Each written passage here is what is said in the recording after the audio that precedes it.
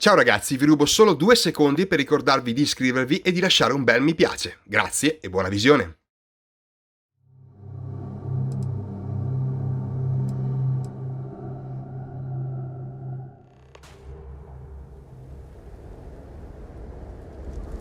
Look at all this. Whoever lived at this homestead seemed to have settled in for the long haul.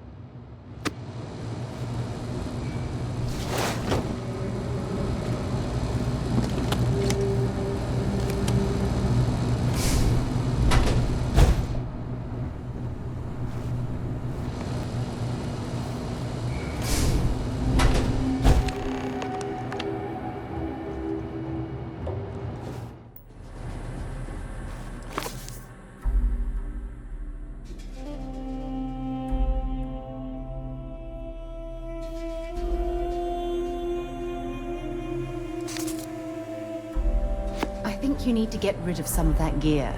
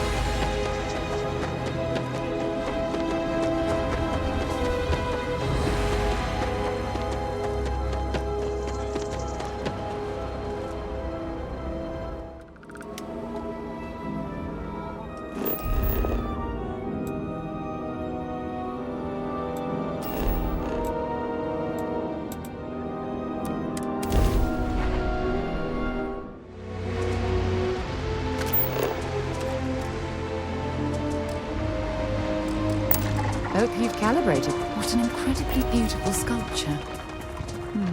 I suspect it was placed here for some sort of specific purpose, rather than as an artistic statement.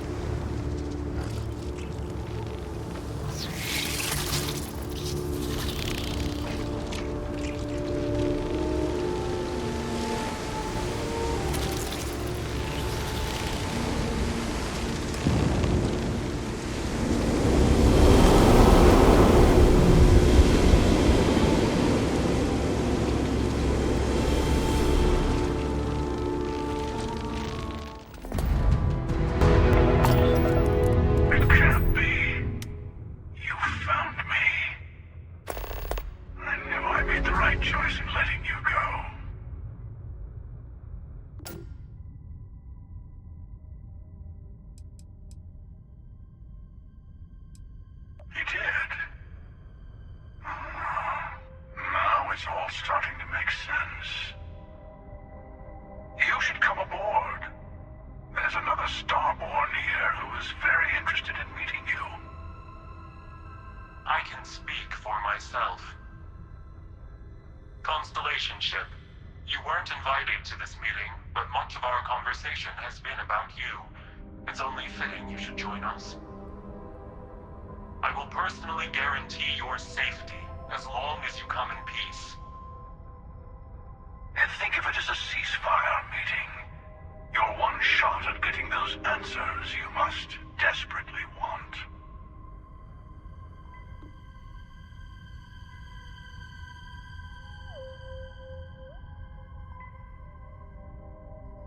Good.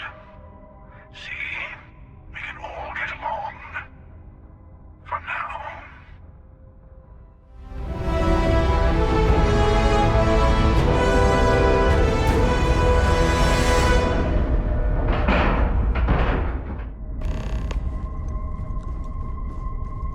Hello. Again.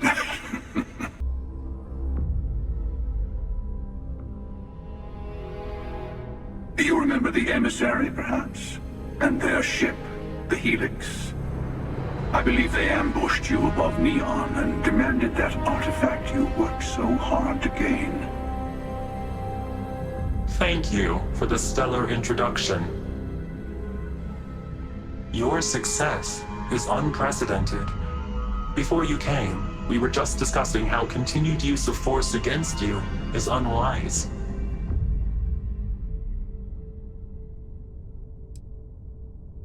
Yes, we did. We are not a monolithic people. The Starborn are individuals. Some are united in cause. Others are in it for themselves. We're all in it for ourselves. Some of us are just more honest. The emissary threatened your ship, demanded you hand over your artifact. How is that so different from what I did? We needed to warn you off. Every encounter with one of our kind could spell disaster. For whom, exactly? I say whoever can collect them should.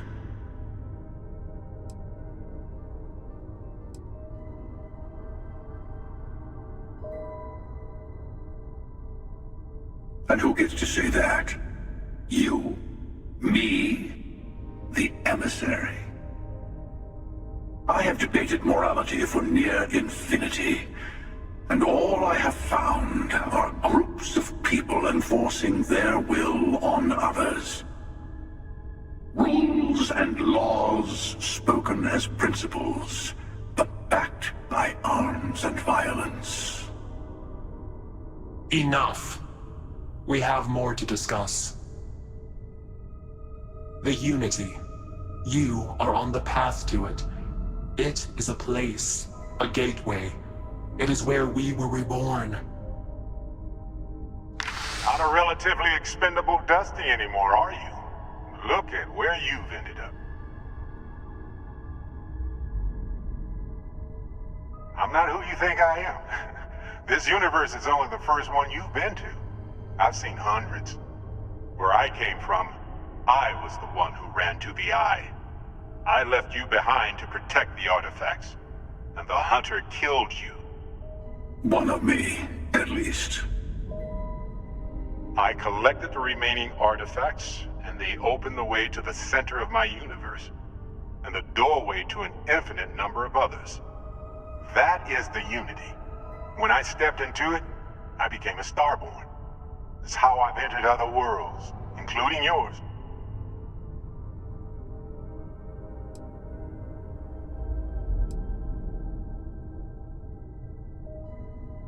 They are all connected. And that's the problem. All the artifacts are needed to complete the armillary and open the way to the Unity. In every universe, the Starborn fight over them. Innocent people die. You've witnessed the power granted by the temples, the anarchy that can be unleashed. Someone has to decide who should get them. Here it comes. The emissary tells you only the worthy should enter heaven. You're twisting what I mean. They're hypocrites. They use the chaos caused by the hunt for the artifacts to establish an order where they decide who's worthy. I attacked your lodge because I wanted the artifacts, and you held me off. You got away. That wasn't some morality play. You didn't survive because of righteousness. You won because of persistence, luck, and skill. As I have done countless times. I was also human once. But what does it matter who or what I was when eternity is within your grasp?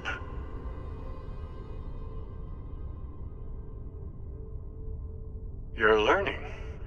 My other self wants you to walk the path he walks, to give up, to appreciate the universe you have.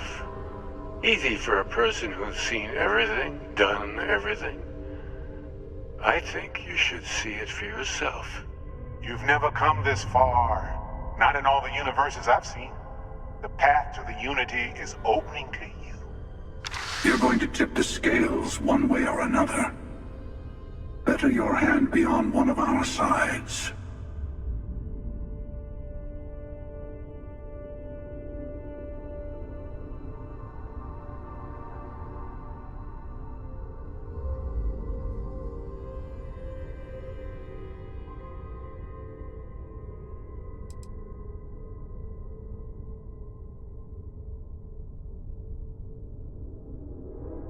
You're already in it. With artifacts come Starborn searching for them, fighting over them. I want a truce between all three of us. Give you some time to think over which approach to the unity is the one you want. Mine or the Hunters? Yes. Let's see how willing you are to live under someone else's rules. Just remember, one of us isn't trying to judge you.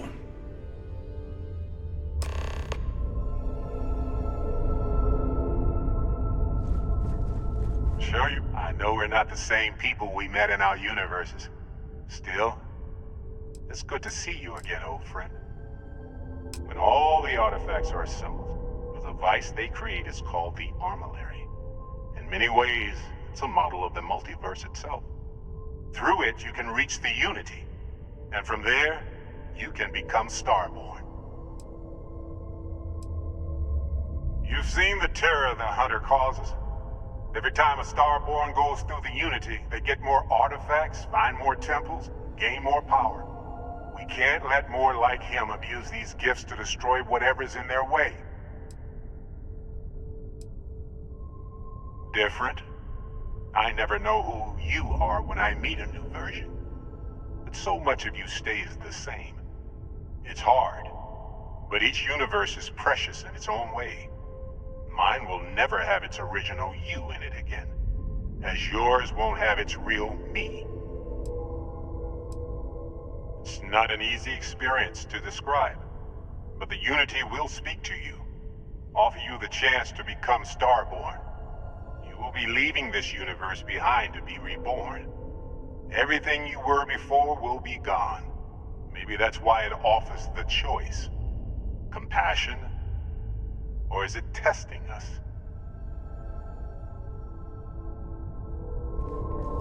The Unity is meant for whomever can get there. Don't fall for that talk of worthiness. They enter the Unity, take artifacts from others, employ force. All the things I do. I am many things, but I would never tell anyone what to do with their gifts. That is your decision, not someone else's. The emissary wants to become the judge of who gets to enter, but the Unity itself doesn't judge. To see what would happen, of course. You might not understand just how many times I've done this. Usually, you're the one who ends up dead, and whoever cries over your body goes on to become the emissary. Sometimes I manage to get you all bunched up and take care of the problem in one go. Sometimes the emissary has gotten to me first, and I never arrive. Hundreds and hundreds of variations of me, packing through Constellation. And it's almost never you. You making it to your ship on your own. It's new. I took it as a sign. I don't get many of those anymore.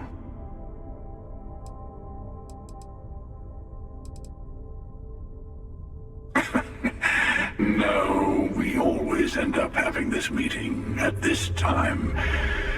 But it's the usual affair. Can we make peace?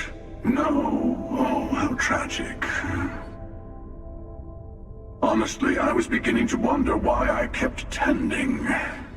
And it's a bad habit I started a long time ago. Perhaps I just like meeting the emissary to gloat. But you have provided something quite new to talk about. Maybe you're a random die roll. Or maybe the Unity is finally responding to all my hard work. I've simply found that it's the quickest way. Talking, forming alliances, waiting for the right moment to commit theft. It's all so tiresome. I'll admit, you getting away has been the most interesting thing to happen in quite some time. As soon as I realized what had happened, I knew I needed to wait until this meeting with the emissary to decide what to do about you.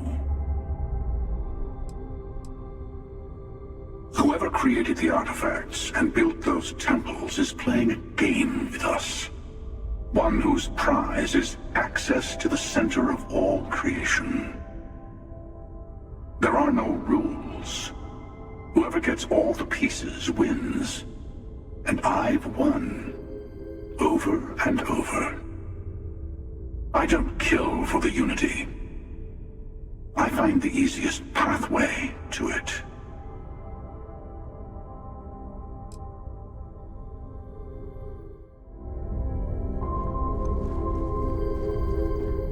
Before you leave, I want to give you something. A way to another artifact, but also a lesson in how dangerous they can be. Seek the moon of old Earth. There are secrets there you must discover for yourself. Here, to open the way.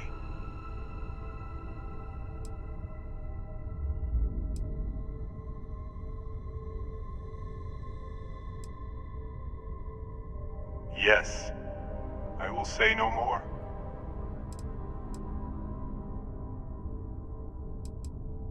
That is all I ask. I hope you see what I have seen.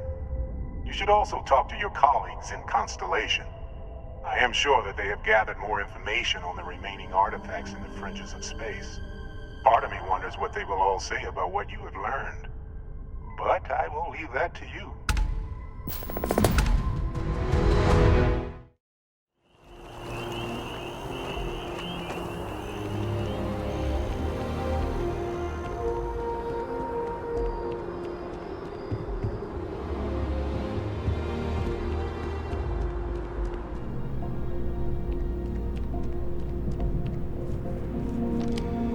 Hey, Sarah's friend.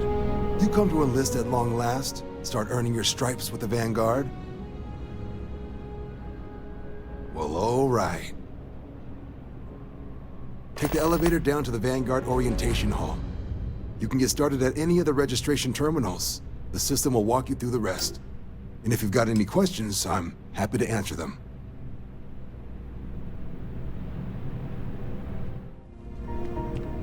Only those on official United Colonies business can access them.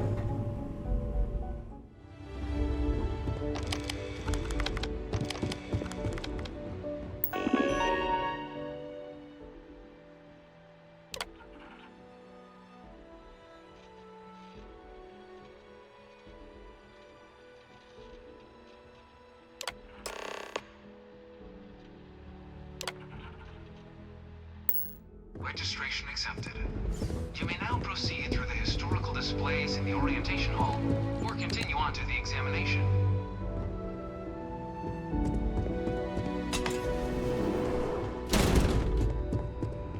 In 2150, humanity learned the Earth's magnetosphere would collapse sometime in the next half-century, eliminating all life on the planet. Decisive action was required, but the secure transport of an entire civilization would demand a new kind of cooperation, a new kind of courage, and a new kind of union. Thus, in 2159, the United Colonies were formed to make that journey possible. Just 1 year later, the Galileo, the first of many colony ships, touched down here on Jemison, beginning a new era of human history, the age of the United Colonies. The effort and planning it must have taken to evacuate literally. From their foundation, the United Colonies strove to provide all their citizens with opportunity, security, and peace. But there were those among the UC that still wanted something more: independence. So in 2161, the UC issued the Centaurus Proclamation, granting UC citizens the right to settle distant worlds and form their own sovereign powers. It wasn't long before the first new faction, the Free Star Collective, was formally organized in 2188, later followed by House Maroon, revealing themselves to the universe in 2230. The result of the Centaurus Proclamation has always left me torn. So much conflict arose as a result. Was it worth it? Beginning in 2240, House Maroon forces declared all-out war on the rest of human civilization, initiating the Serpent's Crusade. Over the next 23 years, thousands of Freestar, UC, and independent souls were killed by agents of House Varun in the name of their serpent god. It was only with the death of their founder in 2263 and the succession of his heir Jarek that House Varun finally sued for peace.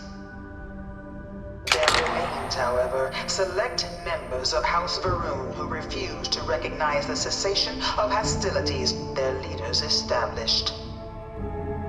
Even after House Varun's mysterious disappearance, these zealots remain a threat to all who encounter them. Their pacification, a goal of all space.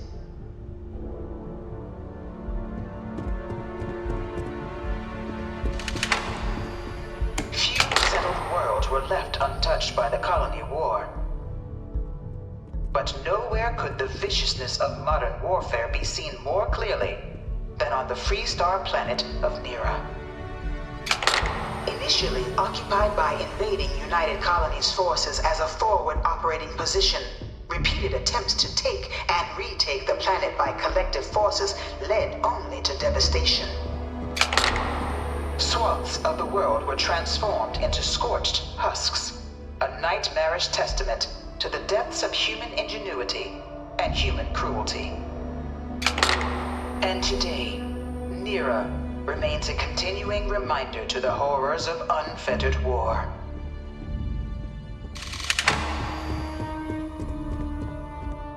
In the midst of the colony war, a different kind of tragedy struck the UC city of Londinian. A newly constructed but critical supply center for the United Colonies' war effort, Londinian found itself overrun by one of the galaxy's most mysterious predators, the Terramorph.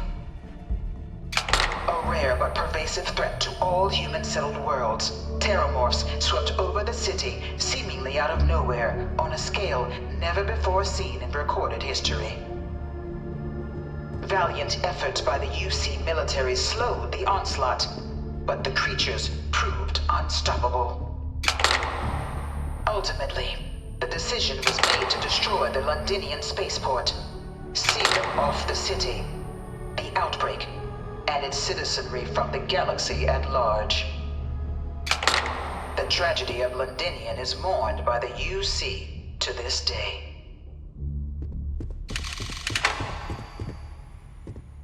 After the devastation wrought by the Colony War, the UC and the Freestar Collective came together to ratify a treaty that became known as the Armistice. Both sides agreed to a vast reduction in standing forces, and that xeno-weapons and mech warfare would be outlawed. All related research was sealed away, accessible only in cases of dire emergency. But the Collective had another demand, that the active commanders of the UC military stand trial for their actions. The United Colonies, in the interest of peace and galactic security, agreed.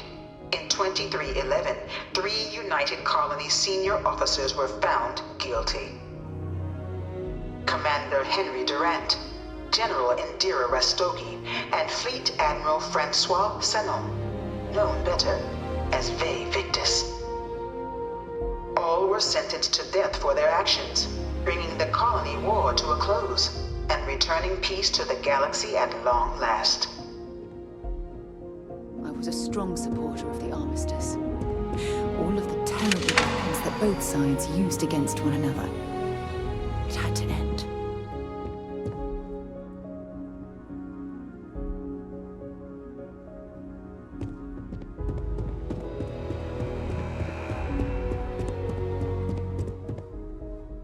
No one is born a United Colony citizen.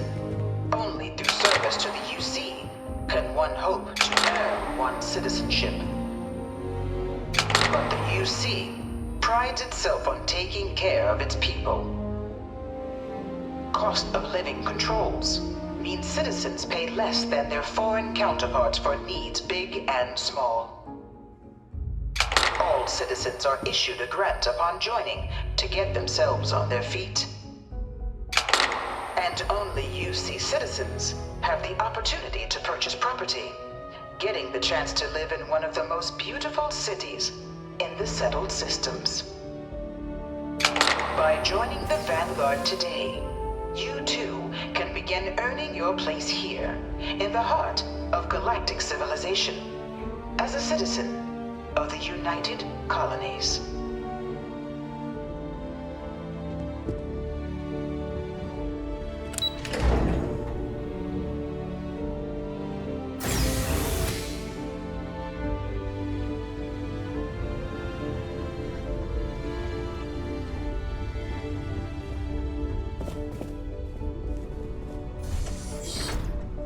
Welcome, applicant, to the piloting simulation chamber. Please enter. I've spent a fair bit of time in simulators just like these. They're startlingly realistic. Have fun.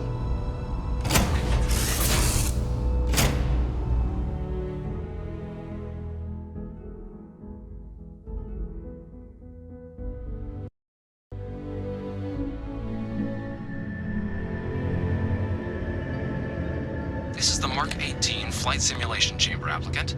Currently in orbit around a high-detail recreation of a remote world. When you're ready to begin, please take a seat in the pilot's chair. Your exam is simple.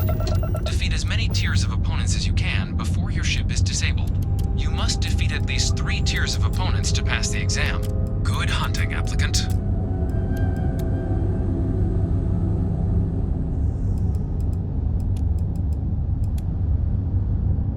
New targets active.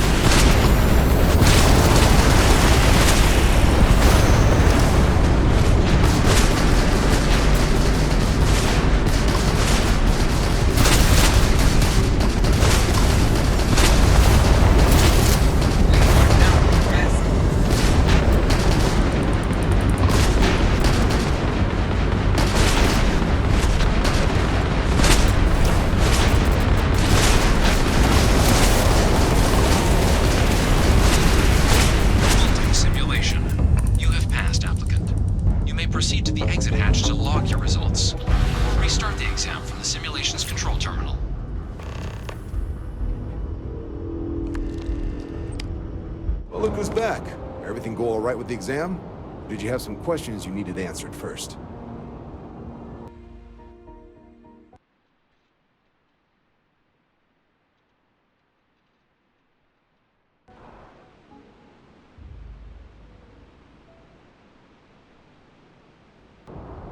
Ah, so these are your numbers that just came through then.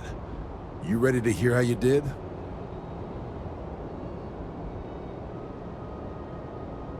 I'll let the techs know you think so highly of their work, and make a note you've got prior combat experience. So, looking at the data? Checked out a few of the murals. Good. A test of preparation and thoroughness. Two traits the Vanguard values highly. Your physiological results are eerily calm. Not a vital spike to be seen. You really know how to keep your cool. Exactly what the Navy's looking for in our recruits. Now, how'd you do against your foes? Tier 4. Not too shabby. The techs make us test each level of the sim too. I can tell you that wave are some real artificial bastards. Good job putting them away. Hell of a job. I might even let you fly me around sometime. So then, looking at your results as a whole, and presuming you're successful in completing your probationary mission, you could have your UC citizenship after only just 5 years. We've been hounding for some recruits with experience. Says here I can even offer you a bonus along with your signing advance. Citizenship in 5 years? That's quite impressive. Took me almost 9, thanks to some false starts. You should be proud. So, sounds to me like we've got Vanguard material on our hands. If you're interested, we could bring you on as a provisional member today. Get you the credits you've earned, then send you out on your probationary mission. First though, all UC service people, provisional or otherwise, are required to swear an oath. So, you want to make this official? Commit yourself to the cause of the colonies? It's a big decision. John, you're not about to have my compatriot here sign some kind of contract that sells you their grandmother 5 years down the line, are you? Officer's honor, Sarah. This is honest work for honest credits. So, you ready to do the deed? Fantastic. Then just follow me.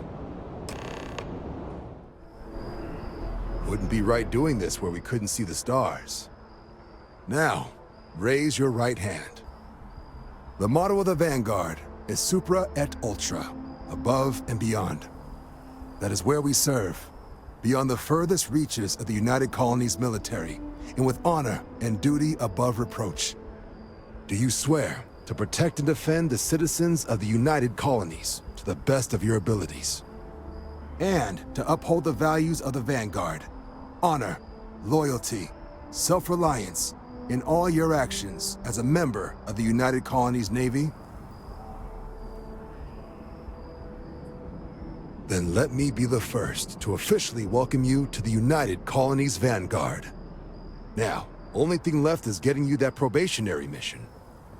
And what I've got is comms repair. Group trying to refurb an old colony war processing plant on Tau Ceti 2.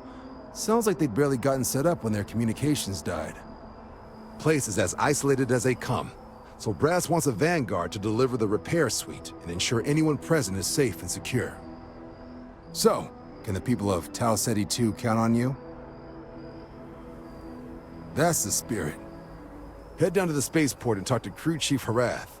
He'll get you the repair suite plus your new recruit kit. Oh, and your advance. Give it your all out there. Supra et Ultra.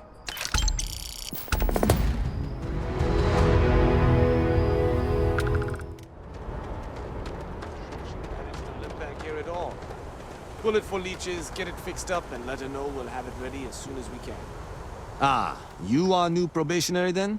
Crew Chief Herat, pleasure to be working with you. It's my job to make sure all you rocket jockeys are ready for anything that comes at you up there. Now, Manifest says we're fitting you out with one comms repair suite. In addition to the standard issue welcome kit all probationary pilots get for their first mission.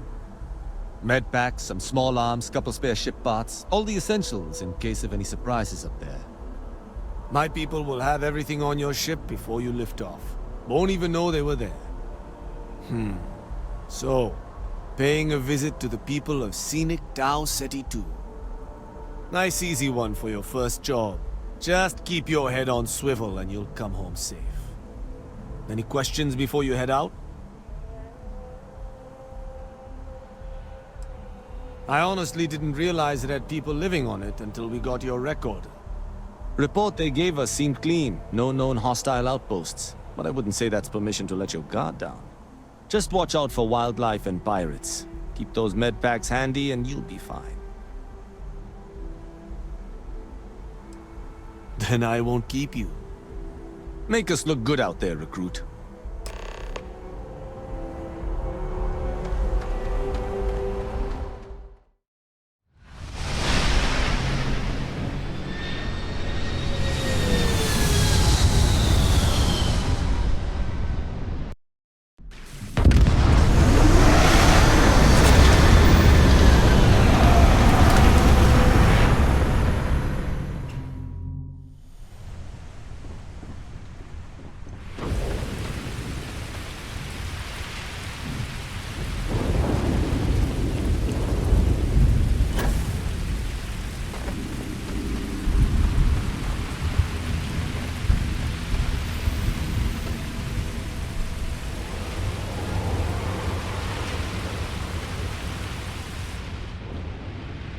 An abandoned meat-packing facility built on the fringes of the settled systems. I wonder what happened here. Something's been through here recently, but left everything in place. At least we know it wasn't the Crimson Fleet.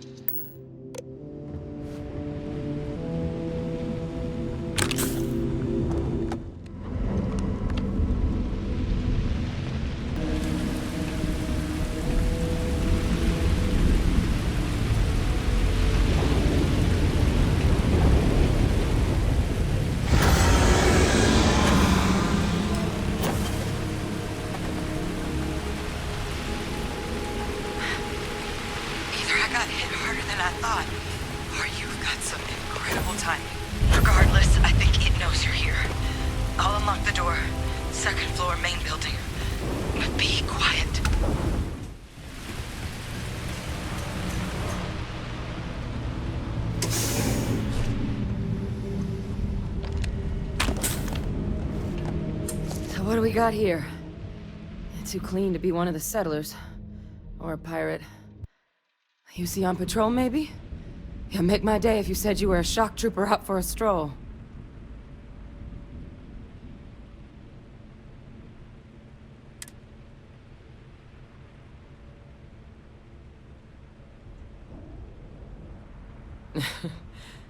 Haven't brought the joke to your homeworld just yet, huh? But you see Vanguard's a hell of a lot better than what I've got. I'm Hadrian. I was a researcher with the UC. I came here on a rumor of a... Well, I expect you saw the results on your way in. What's left of the settlers? The work of Auxisio Machina. A terramorph. One of the nastiest aliens humanity's ever crossed paths with. And this one, well, it's something of an anomaly.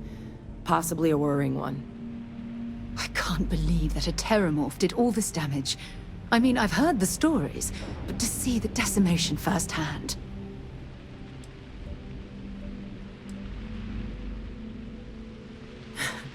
I sure could. Because to confirm my suspicions about this creature, I'm gonna need a tissue sample from it. And to get that, I need its corpse. But there is a way we can give ourselves an edge against this thing. The plant's security system. The admin terminal's here in this building, but it needs its connection reset. And as I found out, that's not a one-person job. But if you can make it to the security outpost and restore the connection, I think I can get things back online. See if the settlers left us any other tools.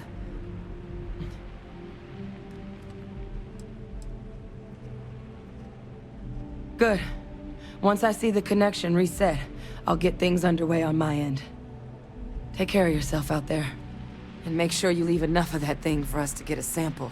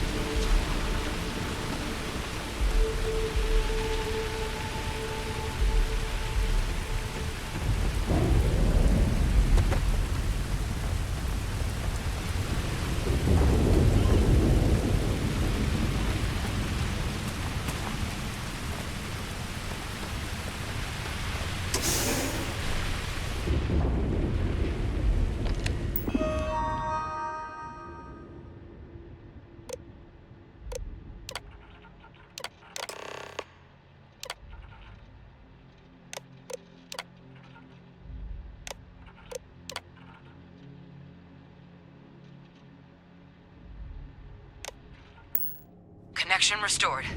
I'll make this quick.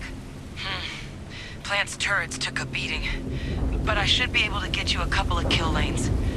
Just get the thing to chase you down the alleys between the buildings, and you'll lead it right into a crossfire. Oh, hello? I wish I'd found this earlier. You notice those sensors around the facility? Part of a livestock tracking system. Should let you keep tabs on how close the terramorph is.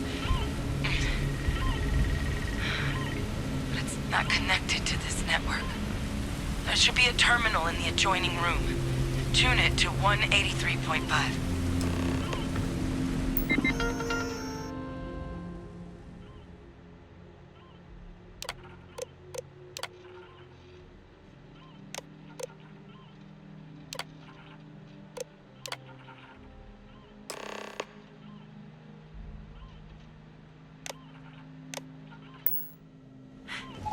Tracker's reading green. What's that sound? Security lockdown is active. Shit. Stop. Stop whatever you're doing and get in cover. It's on the move.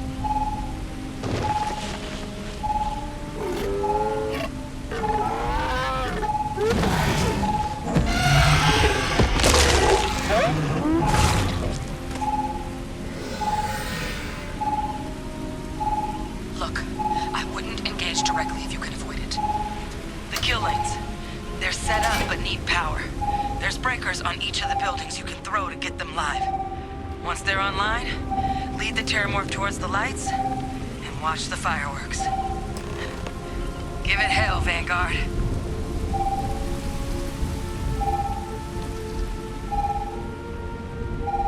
Power levels insufficient. Proceed to next power breaker.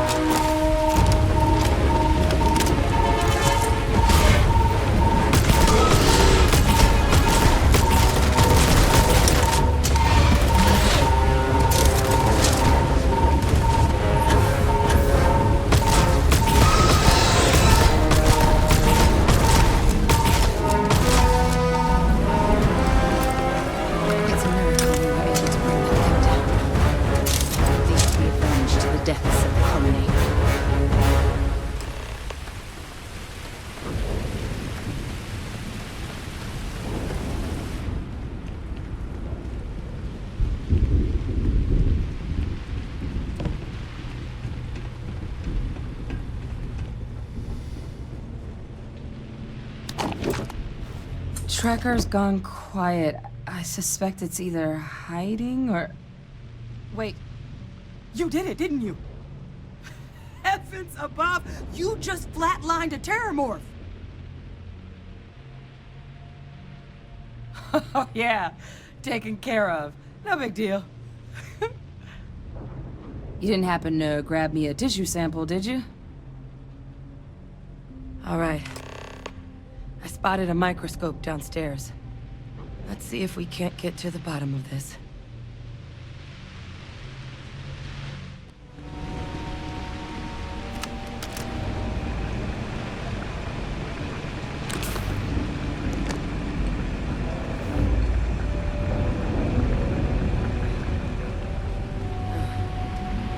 Older model. Let's see what you can do. Running basic diagnostics. Nothing. Maybe flag scan. Spectrograph. Damn. This equipment, it's not set up to do a proper analysis of our sample. But this terramorph being here, of all places, it doesn't make sense.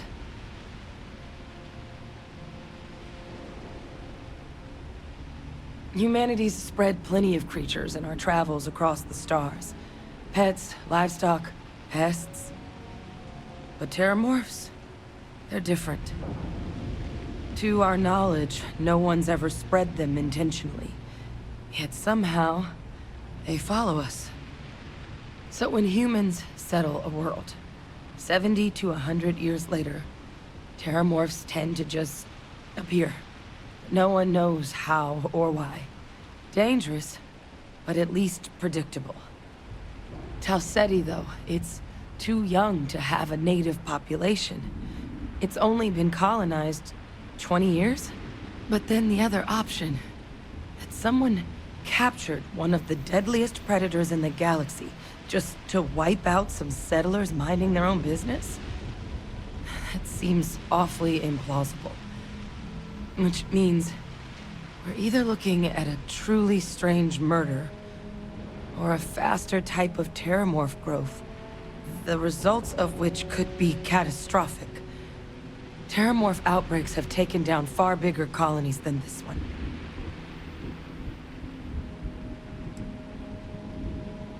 You're right. We just need more information first. Time was, I had access to one of the best repositories of terramorph research in the galaxy. Seems a natural place to start looking, if I can figure how to access it. But we also need to get this sample properly analyzed, get confirmation on just how concerned we should be. Luckily, I think I know just the person to help with the sample. What would you say to delivering this to him for me? I'd do it myself, but I need to call in some favors.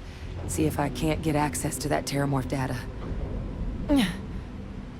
Plus, maybe just pop by a hospital for a little bit. Clear it with your commander first if you have to. You can even show them this. My gene tag. Tell them Hadrian Sanan is worried there could be more attacks on the horizon. They should recognize the name. Oh, you don't understand what a weight off my shoulders that is. I need Dr. Percival Walker to put together a sample analysis for this thing. Full workup. He'll know what that means. I'm not sure exactly where to find him, but last I heard he was contracting with the Trade Authority on Mars. There's a place called the Sixth Circle in Sidonia. Bar run by some old friends. I'll meet you and Percival there. And here. It's not a lot, but you've definitely earned it. Should cover the cost of fuel to Mars, at least. Now please, go check in with your commander. We need to know what we're dealing with.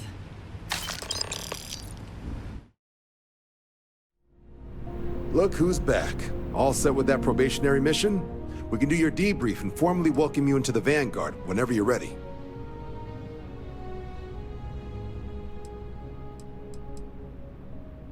A terror? What? How did you walk away with the terramorph tissue sample running comms repairs? What happened to the settlers?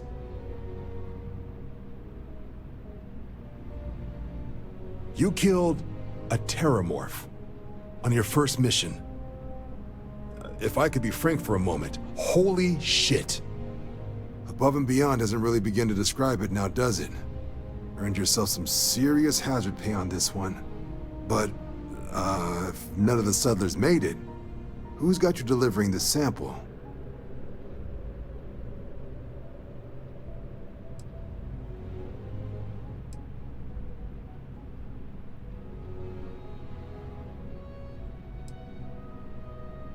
Hadrian.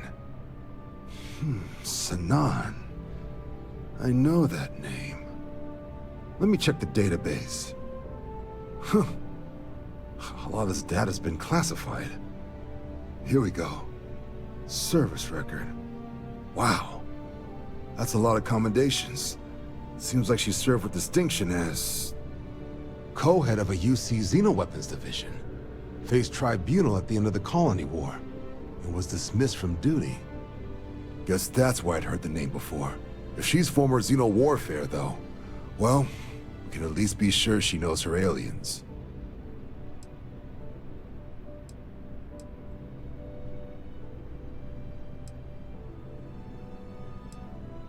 Certainly seems that way. Did your survivor, Hadrian, did she mention why she thinks this sample's so special?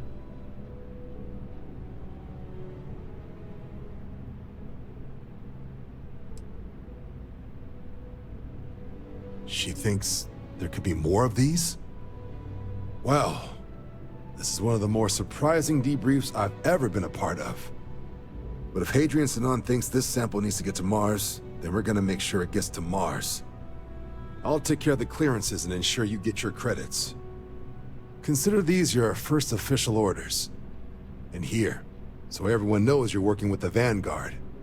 Welcome to the Navy, Captain. Vanguard's also got some custom ship modifications. You'll be cleared for access to them next time you're down at the spaceport. Talk to ship services. Now, if there wasn't anything else, I suggest you move out. While we're here, we should definitely stock up on supplies at the exchange.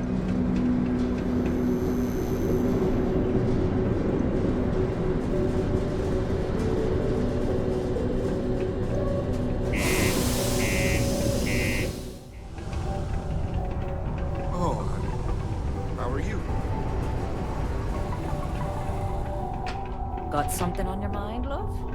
Then spit it out.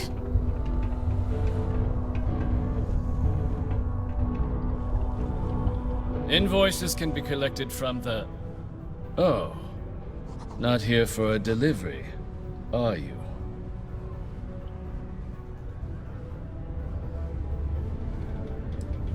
Do you now? Well, I do wish I could help you, Captain, but Dr. Walker has been missing for some time. A shame, too. We had such high hopes for Percival. I brought him on myself to do medical and biological consulting around the city. Not the sort of work the Trade Authority traditionally does. But we thought it had the potential to become a whole new type of revenue stream for our branch. I invested no small amount of personal capital into the endeavor. But then he decided to run off after a discipline issue. I presume the miners have him hidden somewhere. Plenty of cracks on this old rock. But at this point, it's probably for the best. That won't be necessary. The Trade Authority isn't interested in employing someone so unreliable. But we would like the money he owes us. If you can convince him to pay his debts, we'd be most grateful. Oh, I loathe the Trade Authority. Is it absolutely necessary that we have to help them? I couldn't have put that better myself. Pity. Perhaps a little advance on my part might pique your interest. Visit the Sixth Circle, a bar on the lowest level of the city. If someone in Sidonia knows where Percival is, you'll find them there. Asking me if I can help him out with something. Broken Spear's upstairs. Go drown yourself there. This bar's for devil's vets and their kin.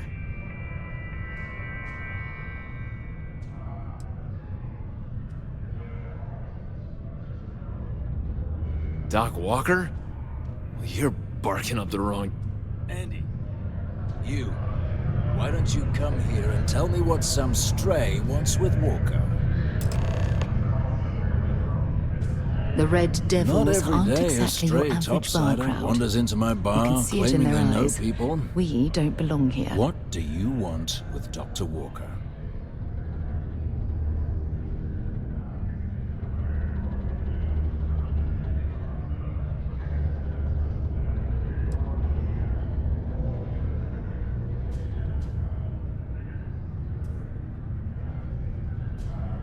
That's so.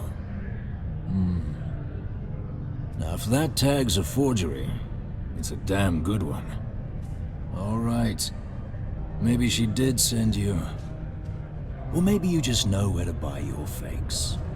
But look, even if I decided I was going to help you get in contact with Dr. Walker, Percival made himself scarce for a reason. His debt to the Trade Authority. But if someone resolved that debt, well, Percival wouldn't have to hide anymore. Can bet that person would make a friend out of Percival, and the rest of us devils.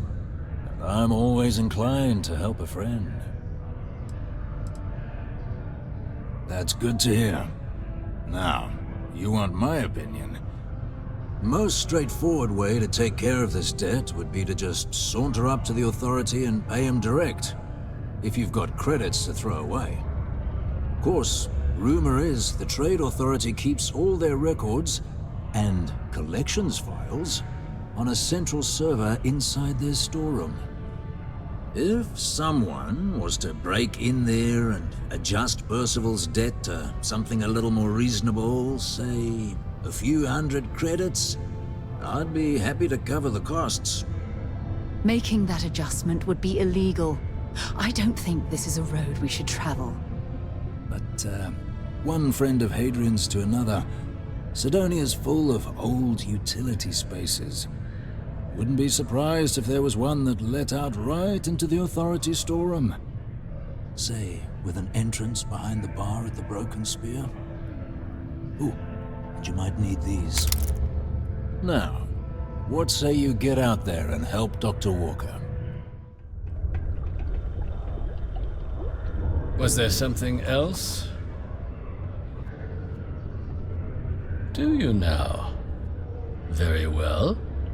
Let me take a look at his... Here, his current balance. And do remember, all transactions are final.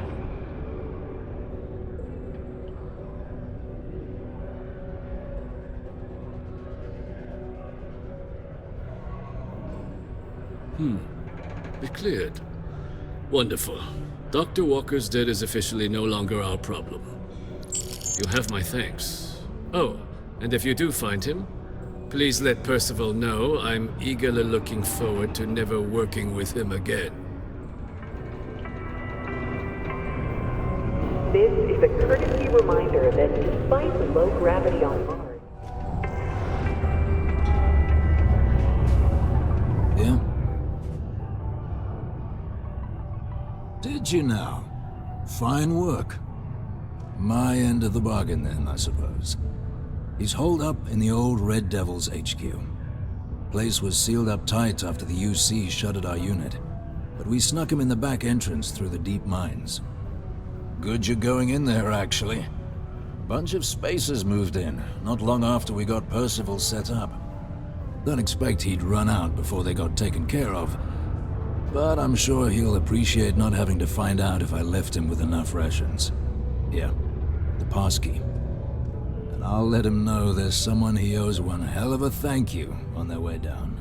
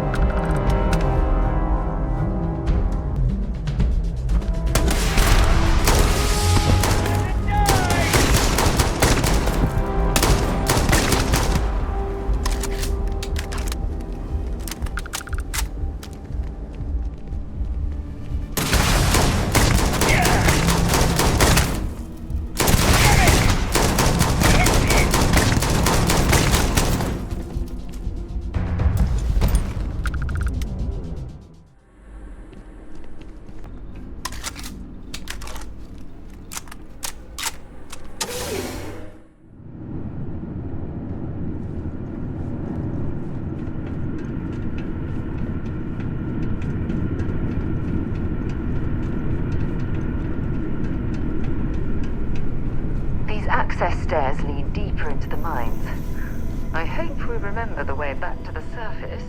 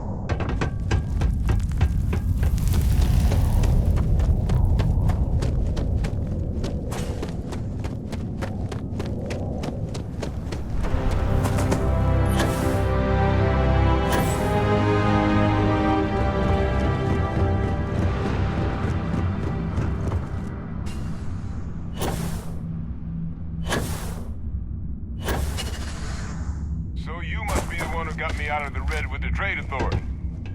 Can't say I don't appreciate it, but I doubt you came all this way just to do me a favor. Now you want to explain to me why you're going around harassing nefarious old men by wiping away their hard-earned debts? Tissue sample? You came all the way down here for that? Must be some damn important cells. You want to tell me what I'm about to be staring at?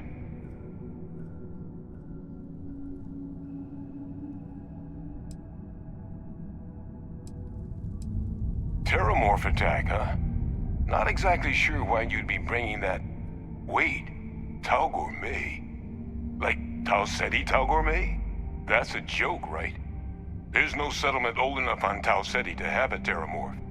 Either someone's setting up the worst petting zoo in the universe, or who exactly told you to bring this to me? Hadrian. She gave you this? If she made you come all the way for this... Let's get inside. I need to see these cells.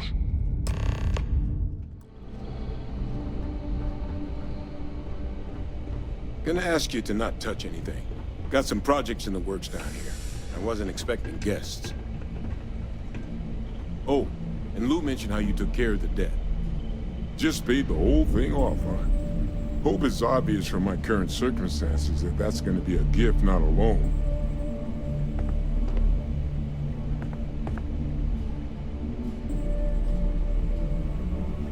All queued up. Let's gaze into this abyss, shall we? All right, just get those cellular markers tagged. Wait. Where are the markers? This can't be right. This sample, it's Londinian. I'll need to get this all on a slate. Hadrian really gave you this sample. You're not lying to me? Because if you told me this was a hoax, and it'd be the best damn fake I've ever seen, I'd be mad and very, very relieved.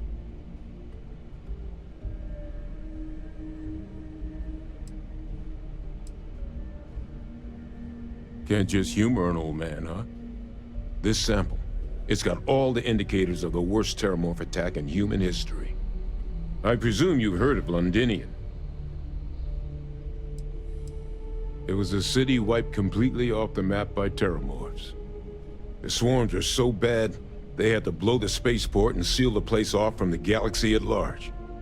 Not a lot of samples made it off the world from the time of the attack, but the ones that did, well, they look just like this one. I didn't detect any of the telltale signatures this specimen ever sat on a ship while it was alive, either. I don't think it was transported to Tau Ceti. This specimen, it grew there, faster than any Terramorph should.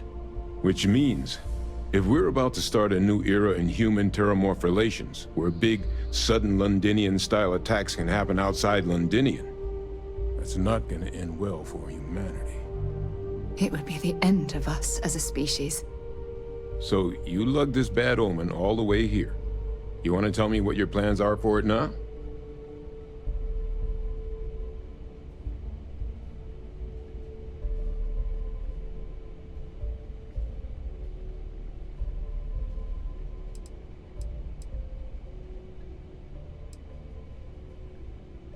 Because until now, the Terramorphs that wiped out Londinian had the good sense to stay put. What happened there? It was a tragedy, but at least it was contained. So to find evidence for a similar attack on a different world, well, we don't have enough information to know precisely what this means. But I doubt it's good. So I'd love to know what it is you're planning from here.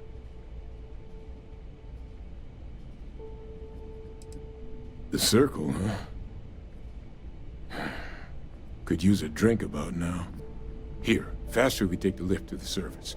Not supposed to use it, but given the circumstances, I'm inclined to just ask forgiveness. Let's get going.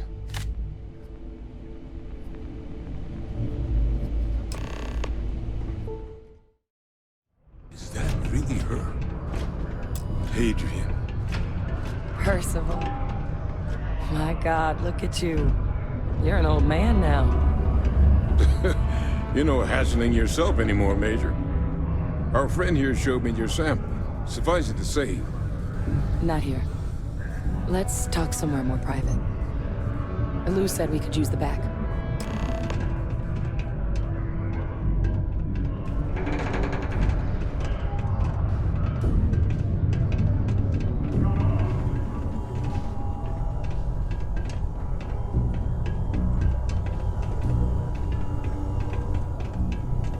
Lou gave me the abridged version of what went down. Yeah, I can't thank you enough for taking care of all that. Makes two of us. I hope it ultimately didn't end up being too much trouble.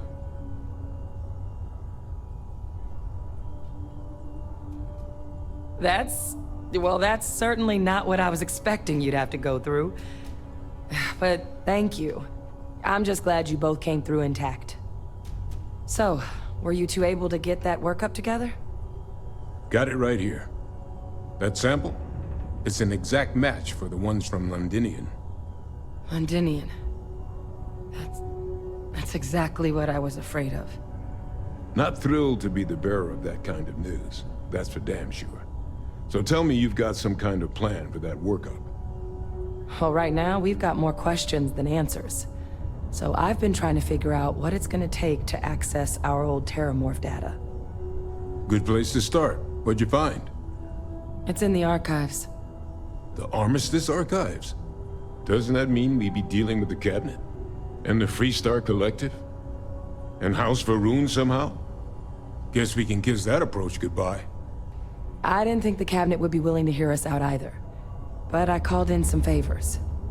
They've agreed to hear us out on 2 conditions.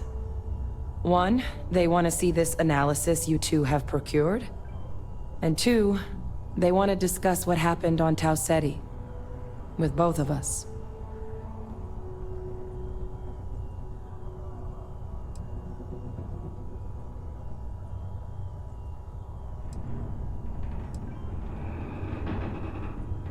Well, when the Colony War came to a close 19 years ago, with the signing of the armistice, 3 factions were involved in the negotiations. The UC, Freestar, and House Varun. They made a lot of decisions about what sort of tactics should and shouldn't be permitted in future conflicts. All information related to the things they decided should be banned was locked away in the archives. Now, it's possible to get things out of there, but only with the agreement of members from all 3 factions. And as to what our research is doing in there, well, I'll get to that. Well, that's about the best news I've had all day. But before you commit, I want to make sure you know the whole story. Percival and I, we're not just researchers. We were military scientists, ran a division of the UC together that deployed aliens on the battlefield as weapons. Place I was hiding out. That was our unit's home base. After some early fits and starts at other facilities, the place eventually became the heart of UC xeno-warfare. A practice that's been banned ever since the armistice went into effect almost 20 years ago. And the UC military cut us loose for what we'd done.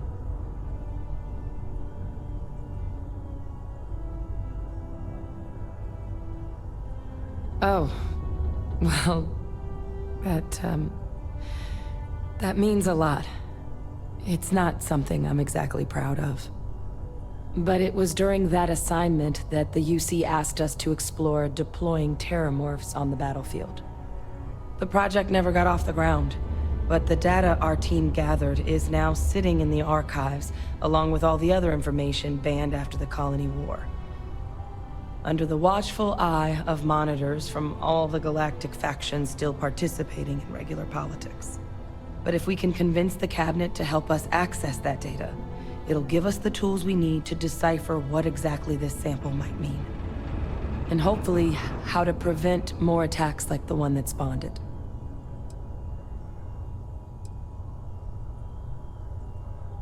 All right. I'm gonna go get this workup into the Cabinet's hands. I'll meet you out front of Mast in New Atlantis. Good luck. You two are gonna need it.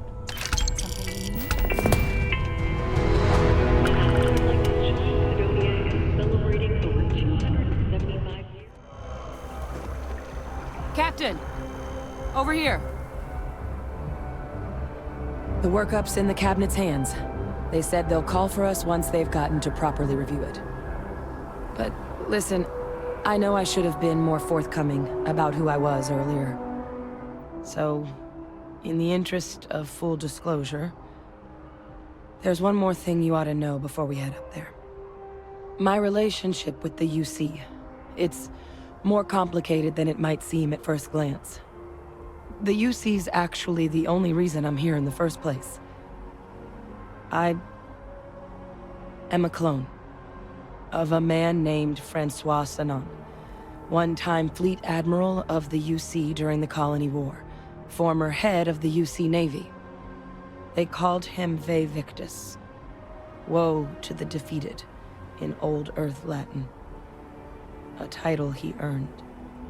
The program I was a part of, it was the UC's attempt to create a new generation of military minds from one of their most respected tacticians. Secure the leadership of the UC military for generations to come.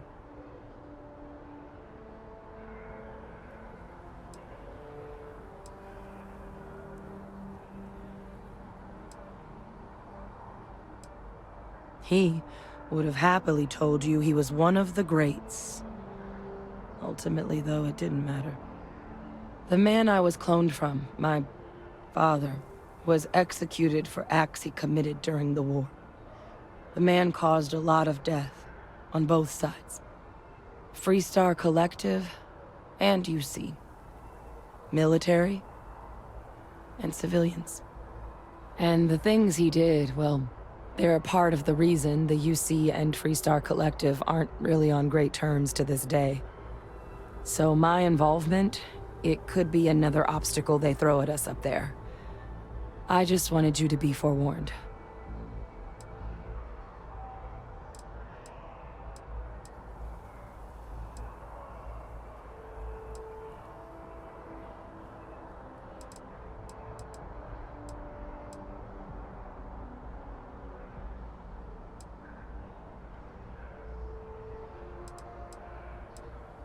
He had his men open fire on civilian ships during the Battle of Cheyenne.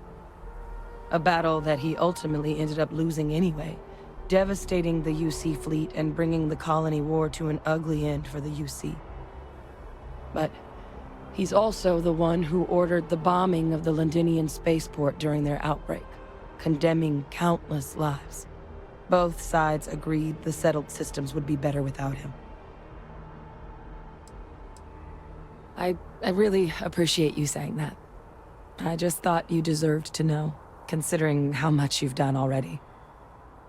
You know, while we've got a second, was there anything else we needed to discuss? I know you got dropped into the middle of this pretty fast. Or, if you've got any last-minute business to attend to, now might be a good time. No telling how long the cabinet's gonna keep us waiting out here.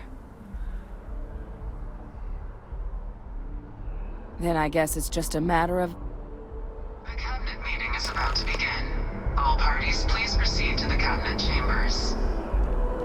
Sounds like our cue. Here we go.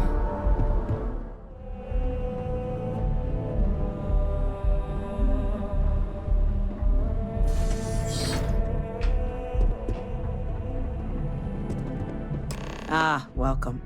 You must be the Captain Hadrian mentioned in her report. You have our thanks for the risks you faced in securing this information.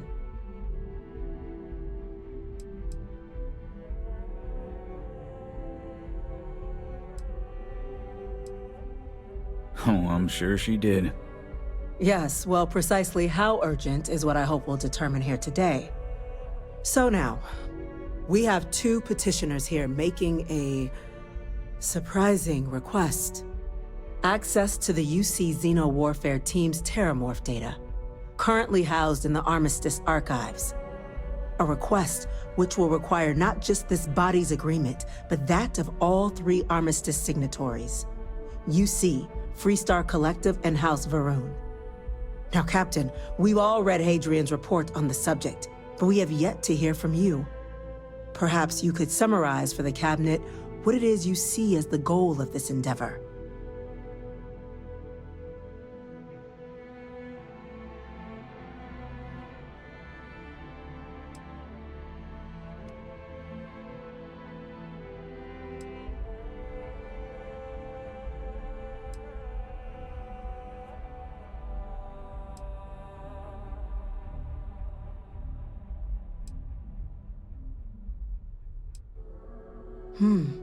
That is something to consider.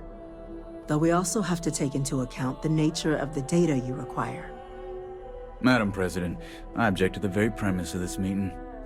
While no one would argue that what happened on Tau Ceti was anything less than a tragedy, terrormorph attacks are not some sudden new threat on the horizon. They've been happening for generations. To demand we hand over banned archival knowledge and possibly upset the balance of galactic diplomacy because of a single attack seems at best panic. And at worst, a power grab by the daughter of a bloodthirsty warmonger and her associates. I would remind the chief diplomat who he's speaking to. If it's my father you're looking to address, you're welcome to consult a medium. I would also ask how many deaths the cabinet requires to act. 50? 50,000? Because if tragedies like Tau Ceti are just prelude to more attacks, I have no doubt you'll get the body count you require. Let's keep this civil, shall we? And while there should be no doubt the preservation of life stands paramount among this body's duties, Chief Yassine has a point. Will a single attack, however troubling, be sufficient to convince the other factions to grant us access to what they no doubt consider weapon data? I don't think it's enough. Perhaps you can help, Captain. As the one who actually collected the sample in question, did this terramorph seem at all alarming to you?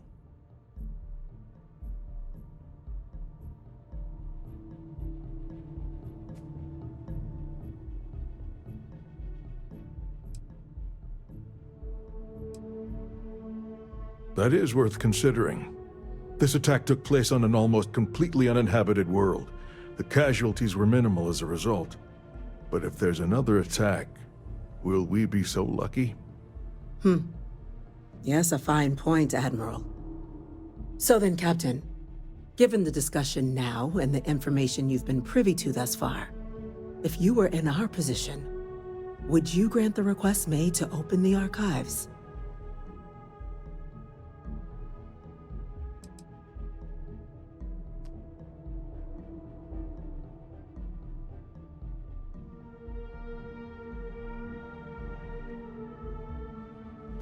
I'm uncomfortable opening the archives without gathering more information.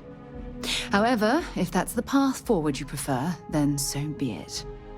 I'm inclined to agree. As am I. I suppose that does get to the heart of the point, doesn't it? Very well. I consent. The galaxy was lucky you were here today, Captain. You and I are in agreement, Chief Diplomat. So, if there are no other objections, I believe we can agree to give our full backing to make the request to... What was that? Attention. An incident has occurred. Facility lockdown engaged. Incident? Chief Sarkin, what's happening? There's been an attack at the spaceport. Terramorphs. Terramorphs. More attacks. Just as predicted. Good God. Damn it. They're here. Now.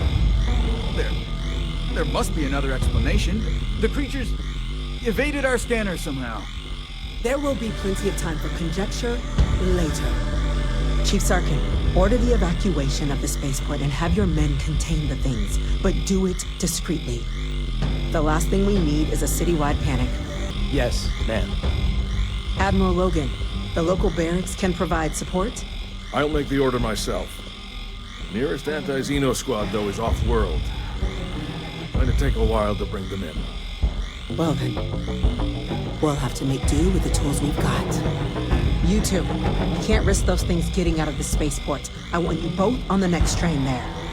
We'll let them know you're coming, and that you've dealt with these things before. Now go show them how it's done.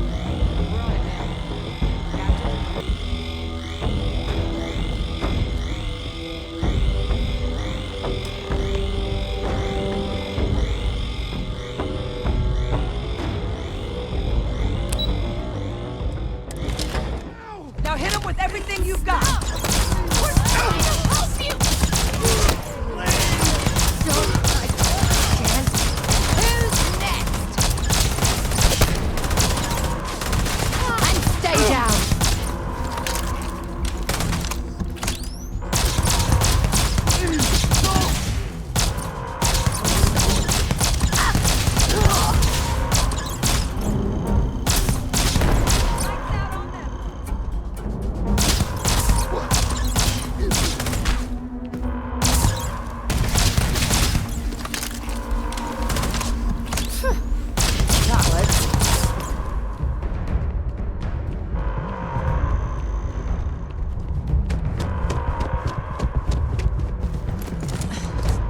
Thank you for what you did. We didn't want to hurt them. The way those people were acting, I've seen this before. They were under the Terramorph's influence, weren't they? I don't know. They were down at the port and they just started screaming. We tried to restrain them, get them on the train to get them out of harm's way, but some of the other officers down there, we couldn't restrain them fast enough. They just started firing on us. People we knew. They went berserk. Pheromonic projection. Some Terramorphs, they can induce this fog.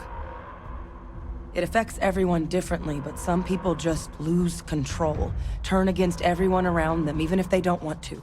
They're like a puppet. You kill the morph, you break the hold. But this means we're gonna need to be real careful with our fire, and keep that EM weapon at the ready. Let's do it. Nat's unlocked. Please, do what you can to help them.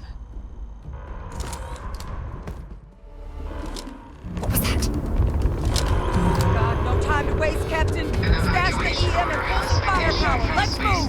District. All citizens are required to proceed to the nearest shelter. You might back up!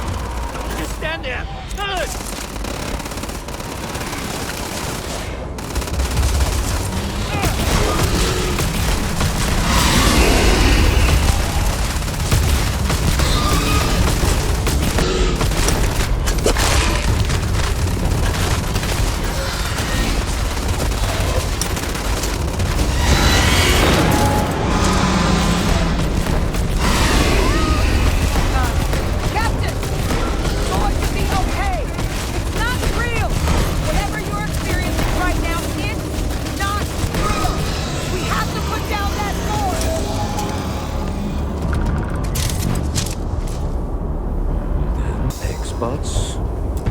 We've got the remaining creatures locked down on the landing pad. We're barely holding our perimeter. They said you've done this before.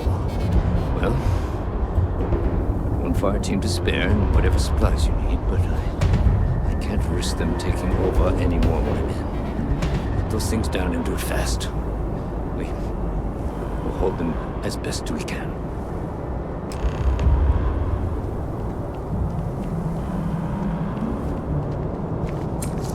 Might be looking for some backup. You say the word, we're out there on your 6. You two have any experience with Terramorphs before? Only the brief they just gave on the way here, but we know how to handle pressure. Surviving a full-on mental assault isn't the same as keeping your cool in a firefight. Might make you more liability than asset. We're not UC security. You don't need to worry about us. Your call. We're on the line.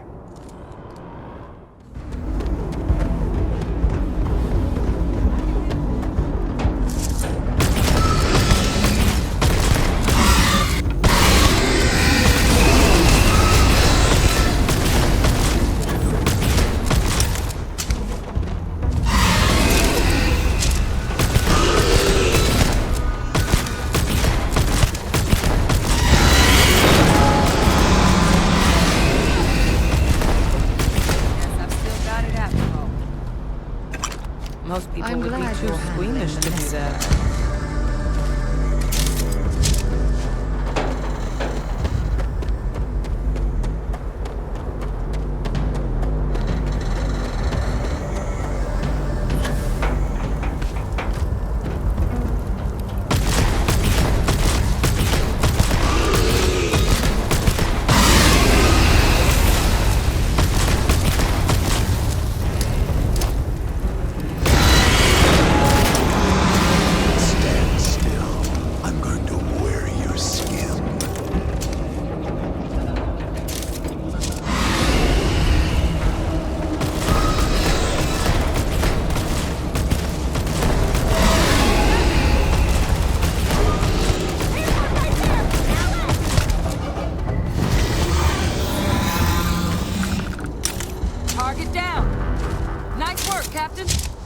It's over. If these things reached the populated areas of the city, we would have had an absolute massacre on our hands.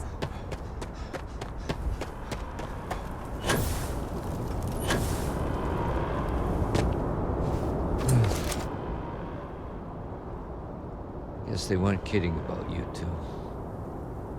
Universe put the right people in the right place.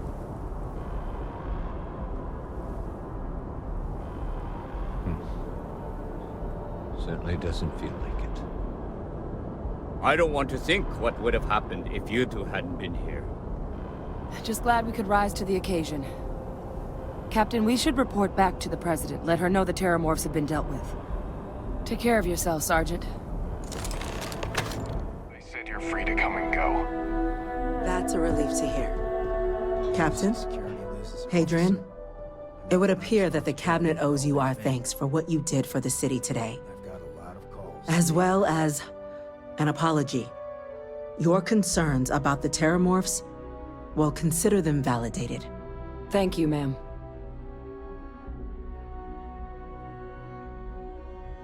Of course.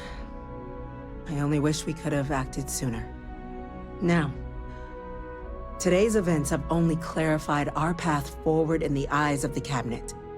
You will have our full support in collecting the Terramorph data from the archives, as well as a subsequent investigation into the nature of these attacks. But to accomplish those goals, we're going to need the right people in the right places. As such, the Cabinet has authorized me to reinstate you, Hadrian, effective immediately, to your former rank of Major. As soon as we've got the data in hand, we want you investigating these attacks and how to stop them. Will you do this? Yes. Yes, ma'am. I'd be honored. Excellent. But as you've both made clear, for such an investigation to succeed, first, we're going to need someone to convince the Freestar Collective and House Varun to play ball. Someone who knows precisely the sorts of dangers the colonies and all the galaxy are facing right now. The Cabinet wants you, Captain, to be that representative.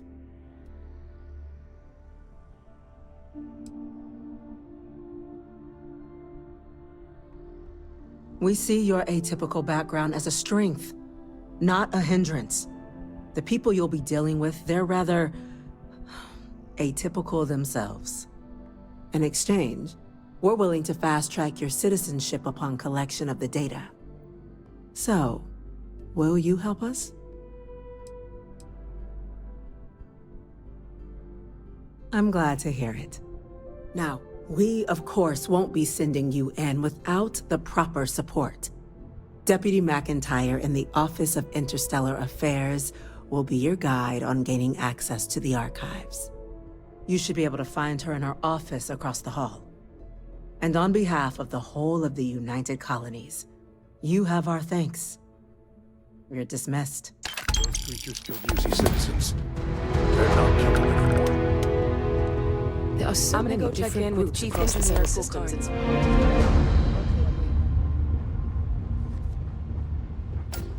These orders. A Vanguard captain. You... Yes, sir. I'll make sure they get what they require. That must make you my Vanguard captain. Welcome to Interstellar Affairs. I'm Deputy Chief Diplomat McIntyre, Chief Yassine's second-in-command. I heard you were instrumental in protecting the city from the attack. You have my gratitude. I was also informed that you gave quite the presentation to the Cabinet. Chief Yassine wants you to know the Interstellar Affairs Office is fully committed to this endeavor, accessing the Terramorph data and beyond. We're going to do everything in our power to make sure you have the tools you need. And that means first getting you into the archives. You do know what the archives are, correct?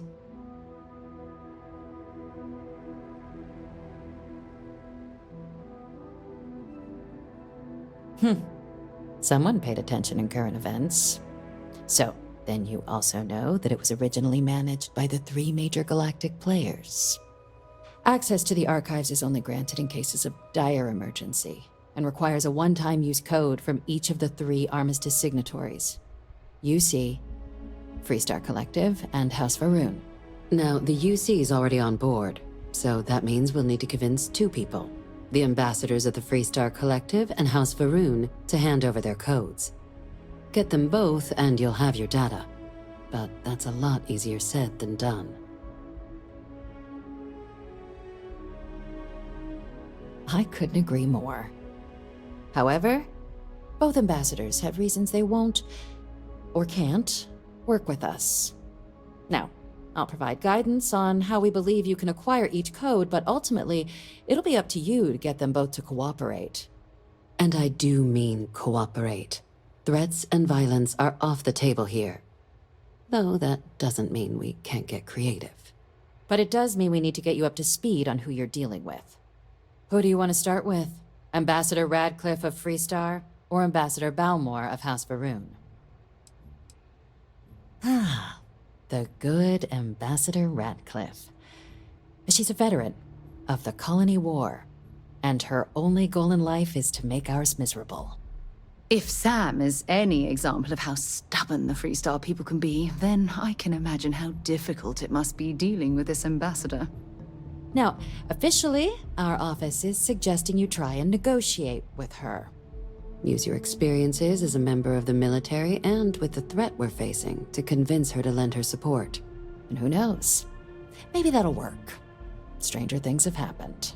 But my suspicion is we're going to have to rely on other tools to get her code.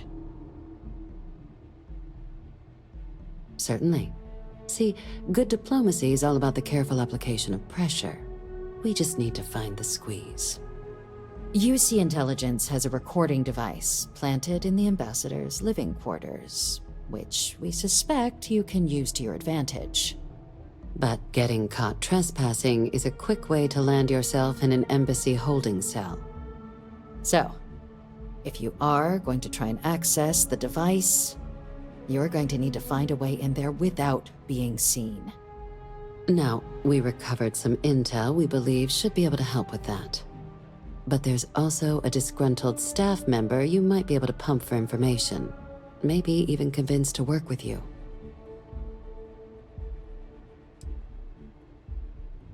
Yes, many. Don't steal anything. Don't get caught anywhere you're not supposed to. Absolutely do not harm anyone. If something goes wrong, we'll do our best to smooth things over, but I can't make any promises.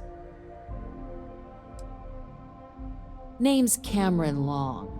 He's younger than Ratcliffe, bears less of a grudge towards the UC. He works closely with the ambassador, making him a promising source for information on the ins and outs of embassy life, and someone who very likely hates her guts. All right. Here, your diplomatic ID. I'll give them a heads up, you're on your way. Not likely to let you through the door otherwise. And take these. Chief Yassine wanted you to have some options on how to proceed in there.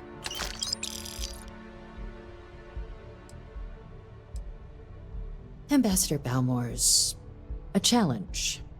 When the rest of House Varun retreated into seclusion shortly after the signing of the armistice, Balmore stayed here. He's since lent his support to a small number of archival requests, so there's real hope he might again. Though claiming to know how a member of House Varun thinks is a quick way to earn yourself a psych eval.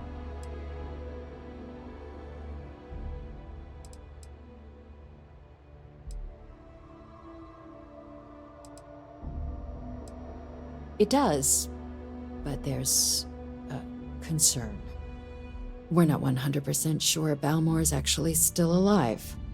His public appearances were always rare, but it's been several years now since he last poked his head out. Scans of the facility show life signs, but not the kind we were expecting. Your task is to find him and kindly but firmly remind him of his duties under the armistice. It would at least be a speedier negotiation, but I, of course, hope the ambassador is alive and well. Now, the embassy front door isn't an option, but our spies have stated there's a side entrance that should allow you access. Here, this device should get you all the way down to the embassy interior. Once you're inside, though, Finding the ambassador is going to be up to you. And fair warning, we received a report that alarms might have been tripped inside the embassy during the attacks. Watch out for automated security in there. Now, if you have additional questions or require clearance for a new approach we haven't already discussed, don't hesitate to ask. I'd suggest you start with Ambassador Radcliffe. Approach her while the attack is still fresh in her and her staff's mind. Be smart out there, Captain. I need sign-off from the Interstellar Affairs office before I can set foot in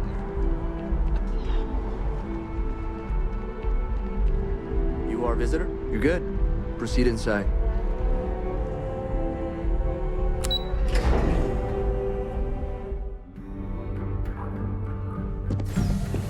Visitors are only allowed in the lobby. I'm going to be upfront with you. I'm not happy visiting anything related to the Freestar Collective. But you lead, and I'll follow. All that security, and they still can't protect their own spaceport. The UC never fails to disappoint. I just wish I hadn't received the news from an SSNN broadcast. We have a strategic advantage to maintain, Mr. Long. Of course, ma'am. I'll make sure it doesn't happen again. That woman is an absolute... Oh, sorry. Oh, what?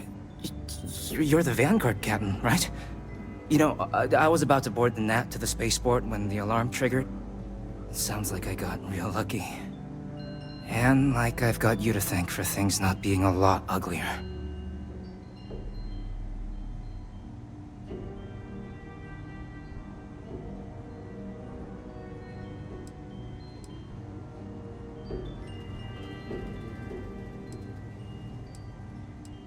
Doubt the Vanguard would have a lot of recruits if that were the job description. But I'll take your point. But look, they said you were coming here on official business. The ambassador likes to handle all that personally, even if she does have trained diplomats here to help her. And I don't want to get shipped back to Aquila City, so you should probably go speak to her.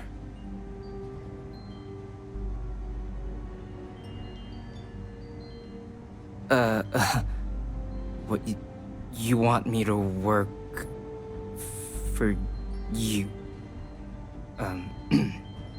Well, maybe, let's go somewhere to talk.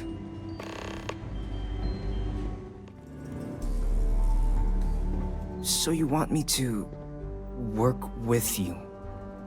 But why now? Why me?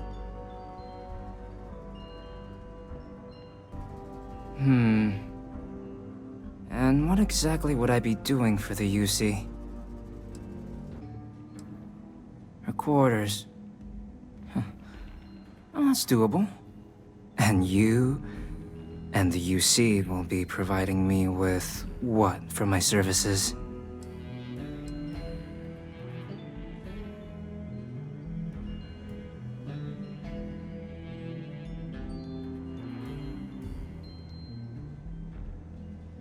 Oh, wait, I thought you were looking to hire me. I'm not taking a bribe.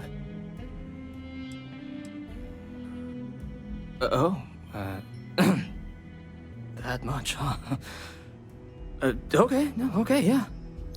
Okay, so there's a utility corridor that leads to the ambassador's quarters, which you can access through the main conference room. Here, the key.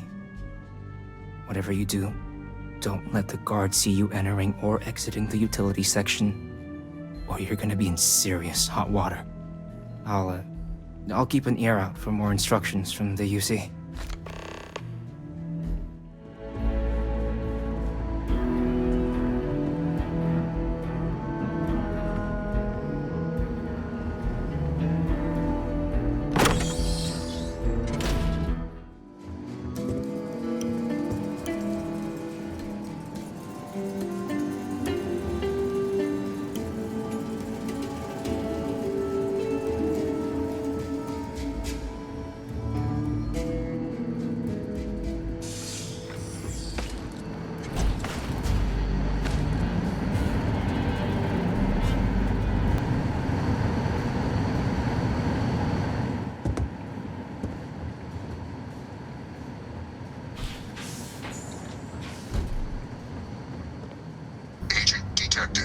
Patching in playback.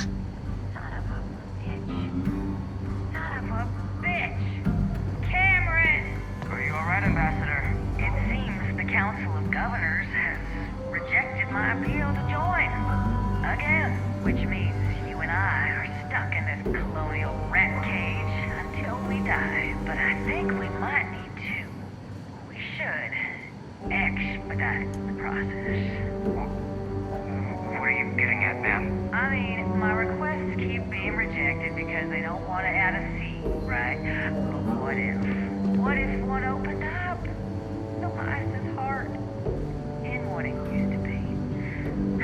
It's not like anyone would miss him. Eva, I think it's time to get some sleep. Just think about it. Maybe we can reach out to some experts at that sort of thing, huh? Good night, Eva.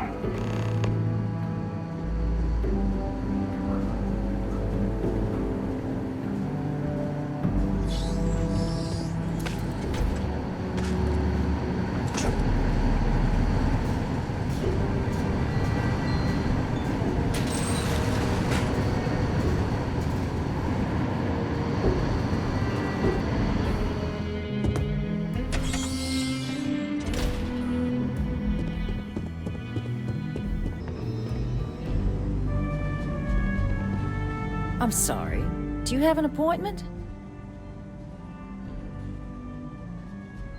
Ah, you're the one McIntyre called about. The eyewitness. She said you were at the spaceport. You have my thanks for what you did down there, truly. Saved many lives. Now, she also mentioned that, and maybe it was just a bad connection, that now the UC wants terramorph data from the Armistice archives, some of the most highly guarded information in the galaxy, in order to protect us all. I can only presume you're here to tell me I misheard her and that they didn't send you, local hero, to futilely beg on their behalf. Tell me I've got that right. I was afraid of that. Let me be frank, Captain. The answer is no. That information is there because it is dangerous.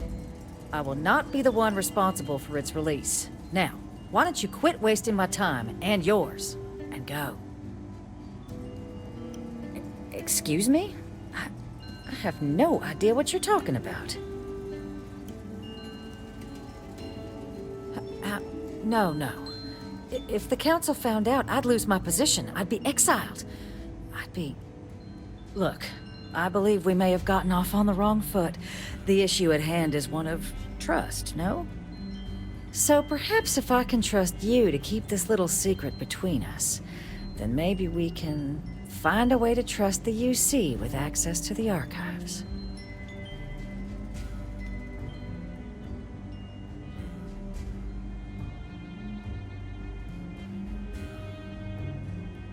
Good. I appreciate you working with me. Just like I'm sure our great powers will. In fact, I think there's an opportunity here. Keep both our factions happy and ensure an air of legitimacy to the whole proceeding. I can only let you get the information on the terramorphs. Anything else and people will get suspicious. And all research will need to be monitored. Freestar scientific observers making sure everything's being used for the right purposes. But those 2 items should be enough to allay any suspicions. Good. Okay, let's go get you your access.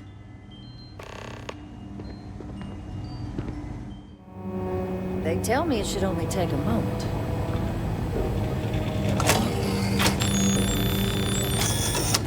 And there. Code generators just this way.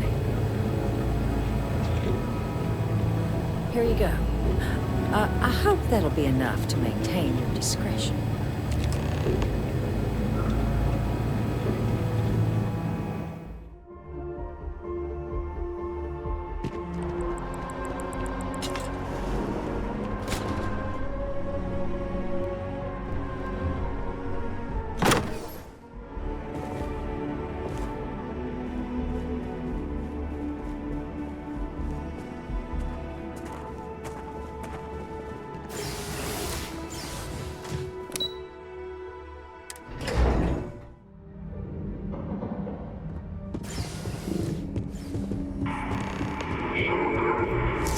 isn't what I expected at all.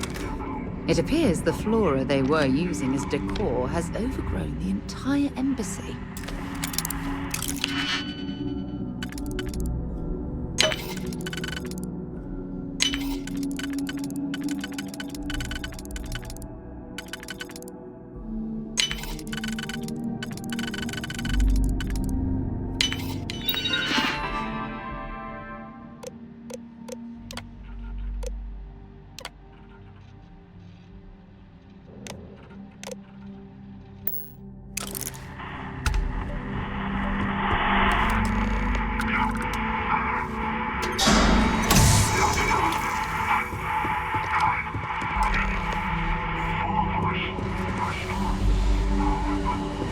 I've never seen a tree like this before in my entire life. It is actually more fascinating than the characters weren't blocking my view.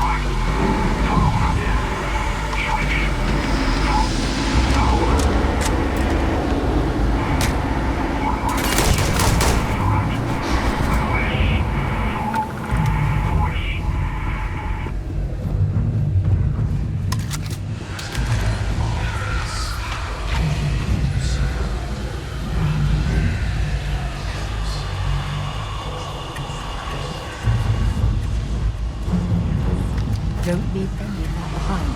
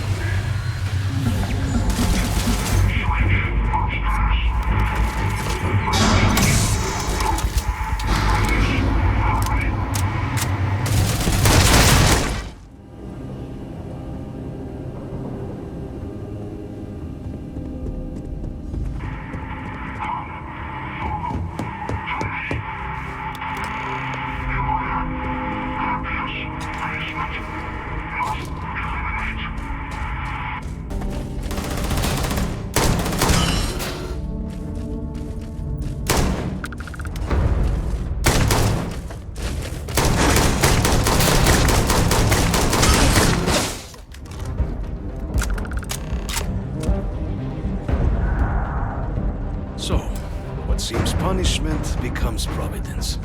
A reminder we can never truly know the Great Serpent's designs for us. You have my thanks, and my apologies for the ordeal you just endured. Come, let us discuss.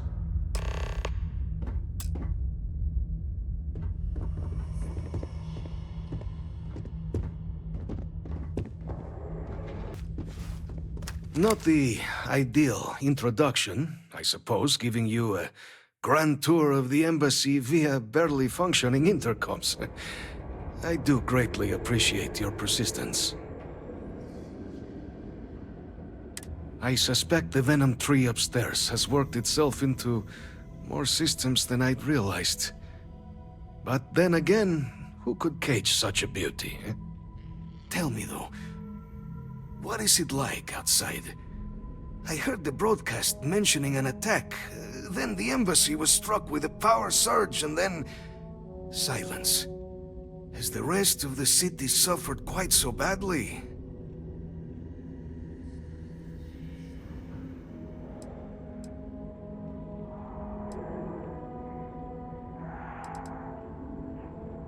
Is that right, huh? I shall need to have these repairs seen to sooner rather than later. Now, it cannot solely be the Serpent's grace that brought you here at such an opportune moment. You were sent by the UC. That much is obvious. Who else could just waltz through my door, hmm? And the broadcast spoke of terror morphs at the spaceport. A worrying occurrence, certainly, but coming here of all places, when all I could provide is some enthused cheerleading and... an archive code. So the UC requires information, then. On terror morphs, presumably, hmm? Do I see this all clearly? The preservation of life stands as the very purpose of the archives. Using its data to prevent more attacks, there is logic there. But if I am to grant you access, I have a requirement. For years, House Va'ruun has been known only as an agent of slaughter. We founded this embassy with hopes of shedding that legacy, with little success. In exchange for my code, I require this. You must be the one who ensures it is used for good. Ensure House Va'ruun's legacy is more than just carnage. The knowledge you ask for isn't evil. No knowledge is. It is we who bend it to evil ends. Oh, you must assure me this will be used to save lives, not endanger them.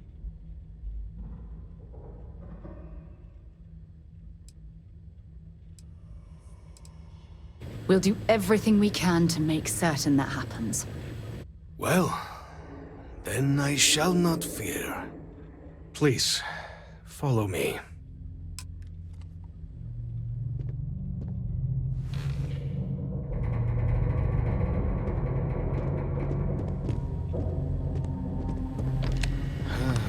Let's hope it still works.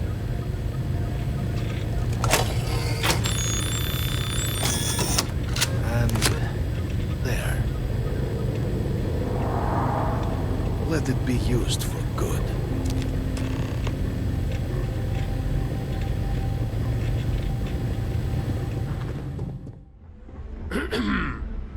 Excuse me. Captain, you're back sooner than...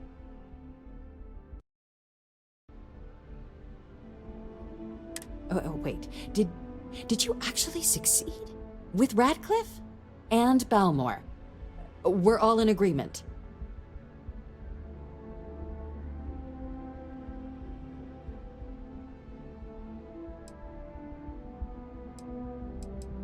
That's incredible. I wasn't sure Radcliffe would ever get on board.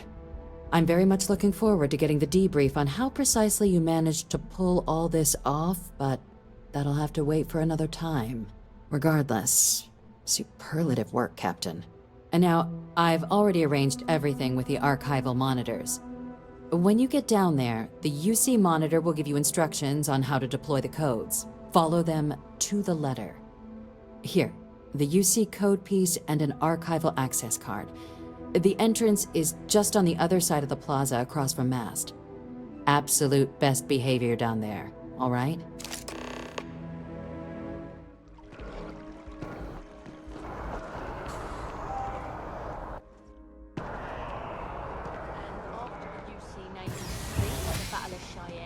By the Freestar Collective's ragtag fleet.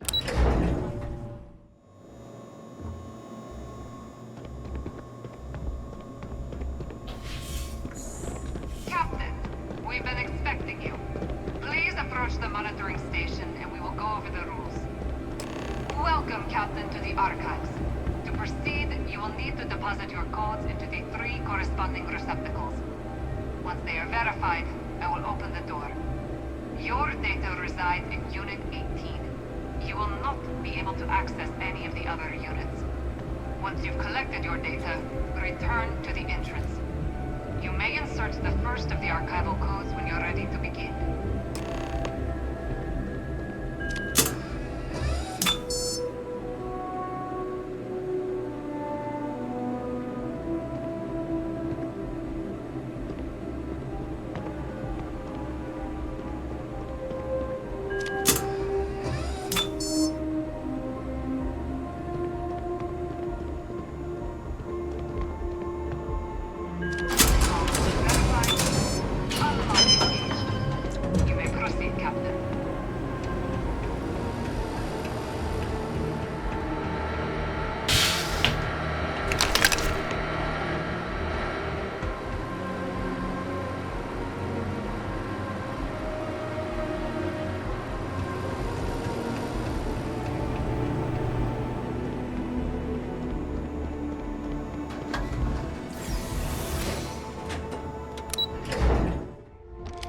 There you are. Captain. Surprised to find out we're having visitors as we work. Major Sinan and I were just discussing the merits of your planned interfactional cooperation. I think it's a great idea. Get them invested in the solution. Make it clear we've got nothing to hide. I'm sure they'll be lovely house guests. Now, Captain, if you wouldn't mind transferring the documents to the Major, she and I have been discussing next steps. Time for us to start getting some real answers, and figure out if we've been asking the right questions. So whenever you're ready.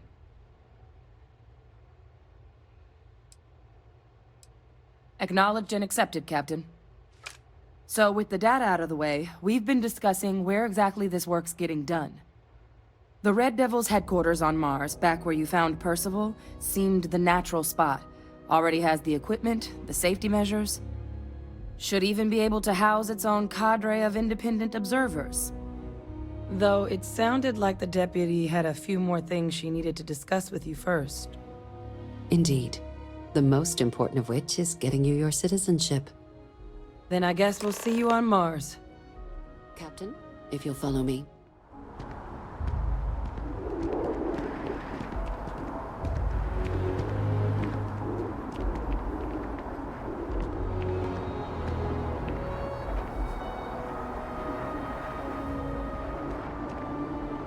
All right, Captain.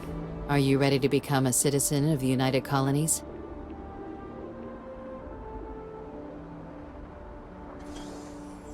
Good. This isn't the only item we need to discuss, so I'll give you the short version. Please raise your hand. Captain, through your actions today and in days past, you have earned your place among the United Colonies. Through service, bravery, strength, and upholding of the mutual good. Will you carry and cultivate these values for as long as you remain a citizen? Then, Captain, I'm pleased to welcome you into the United Colonies as a full citizen. Here, your official ID and your citizenship dispensation. We've also let the Aphelion Realty office out in the plaza know you're approved to purchase property. Now, the other item we needed to discuss. There's a member of the UC who's asked to speak to you, but this person is in a sensitive position. Normally, we wouldn't even consider something like this, but we think this person has information that could prove useful in dealing with the Terramorphs. And they've stated they'll only share it with you. They asked for you by name. So I need your agreement that everything you're about to see is kept in the strictest confidence. You can tell no one.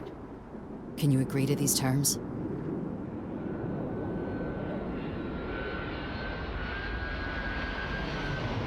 Let's hope it never comes to that.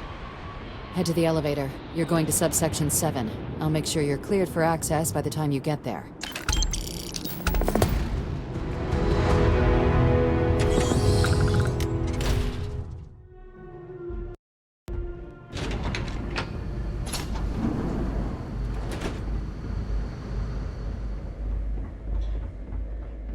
Lived in New Atlantis almost my entire life, and I had no idea this place even existed.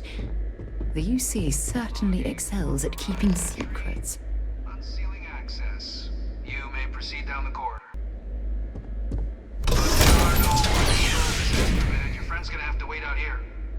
I'll be fine. You go on ahead.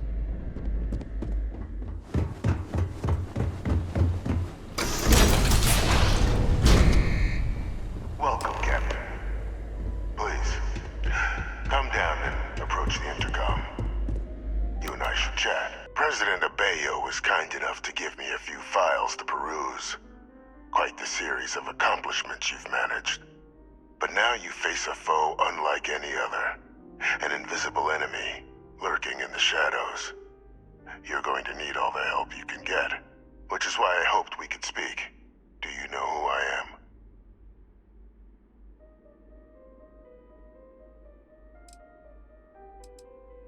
I'm Francois Sanon, but most know me as Victus.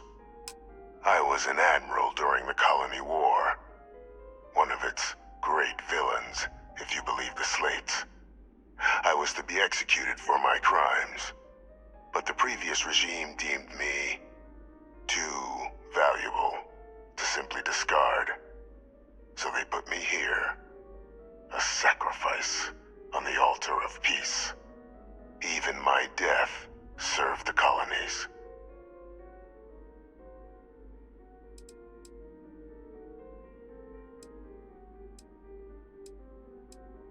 One final act of rebellion by the leadership that lost the Colony War. The trial was authentic. I faced tribunal with dignity, but my execution, staged. A lethal injection that was anything but.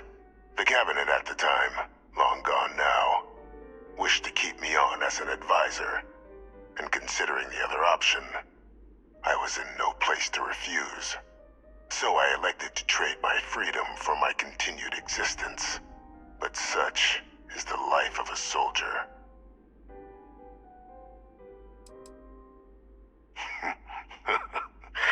Captain, please. There are no clean hands in galactic politics. We all do what we must to keep ourselves safe.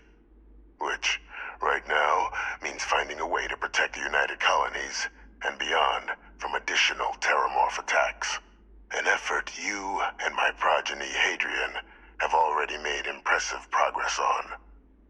And I'd like to help, though I am curious. Has she shared with you the nature of our little family?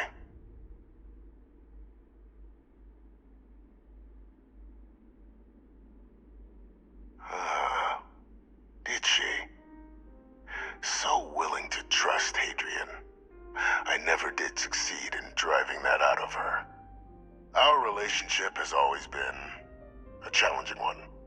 The Major was born to become a great leader, carry on the legacy I established, and was given all the finest training to support it. And she excelled. But the universe cut all that short.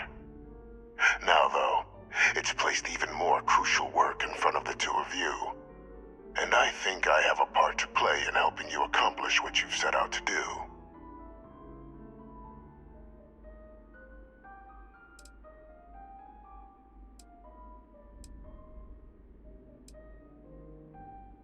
It was an attempt by the United Colonies to solidify its own legacy, forging a new generation of great leaders. They were raised by adoptive families made up of scholars and tacticians, trained at the United Colonies' greatest scientific and military academies, displayed incredible promise. But by the time the Colony War came to a close, there was only Hadrian.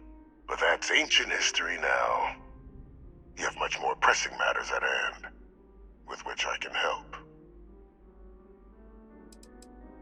After some long years earning the trust of this current regime, the UC has been permitting me to work alongside one of their recovery teams, helping them gather intelligence on, locate, and organize scenarios to lure in some of the criminals that evaded justice after the Colony War. With quite a few successes, I might add. But in the process, I managed to find something else. The names and locations of Hadrian and Percival's old research team. Valuable manpower for the effort you're about to embark on. I'll tell you where they are, but in exchange, I need something dealt with.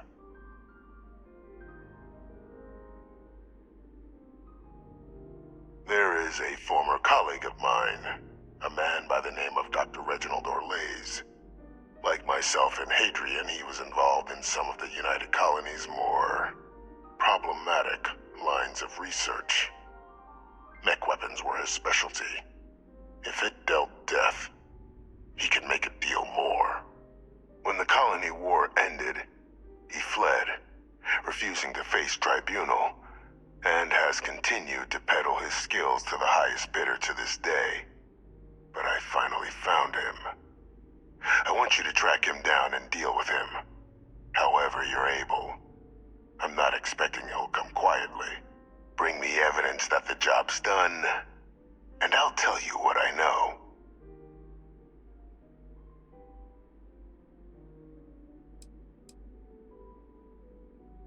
You can certainly try, but the man's been out there 20 years. He's likely gone feral by now. Easier for all if you simply blow up his ship and be done with it.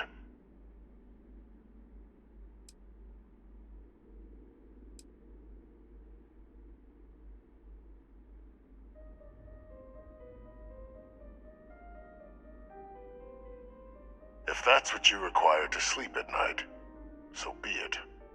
According to my information, he's been hiding around the world of Etheria, Wolf System. There is a star station in the vicinity, the Den. The head of the local vanguard, one Captain Marquez, should be able to help you find our man. Captain, did your meeting go well? I hope it's clear now why we needed you to agree to all the secrecy.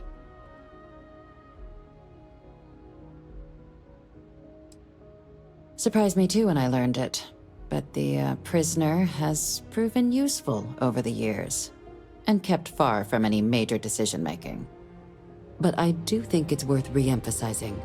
No one else can know about this, all right?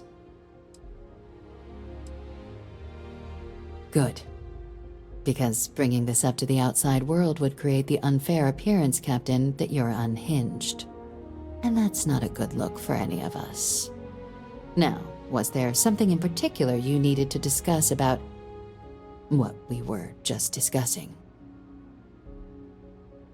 Dr. Reginald Orlaise?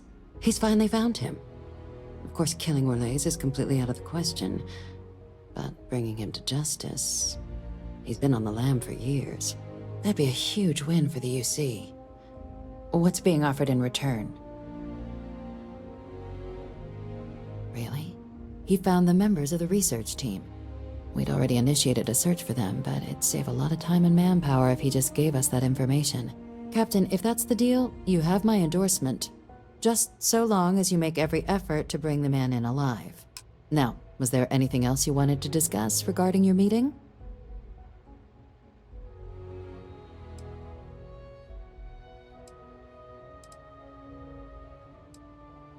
The Den? It's a star station, orbiting Wolf, the second star station actually to bear that title. The first one was blown to smithereens by House Varun during the Serpent's Crusade. The place has always acted as a remote strategic hub, primarily for repairing and refueling UC military vessels. But because of its distance from the rest of the UC, things there have always been a little more lax. Patrols included. I can think of worse places in the galaxy for a criminal to hide out.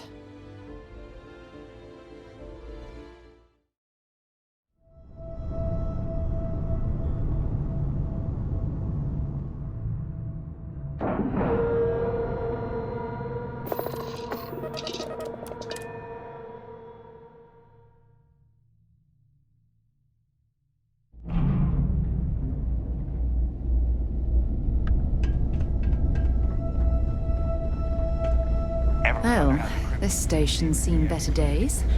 I wonder if the UC will ever fully restore it to its former glory. Looking to lodge a complaint? Then you want UC security, not the Vanguard. You're here for me? Did I miss a briefing or something?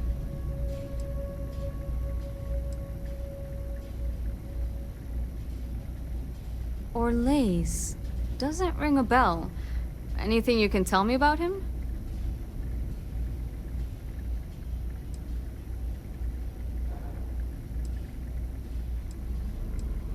Suit yourself. Well, I can tell you there's no one on the den by that name. But there has been a rumor about a ship floating out around Etheria.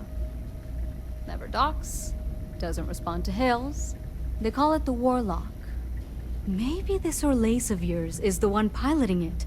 I can give you the coordinates to its last sighted location if you want. Just, well, you'll need to be careful. That part of Etheria's sky is an old debris field. Plenty dangerous. More than a few scrappers heading out never came back. Sure thing. Here. This should get you pointed in the right direction. Go get your man.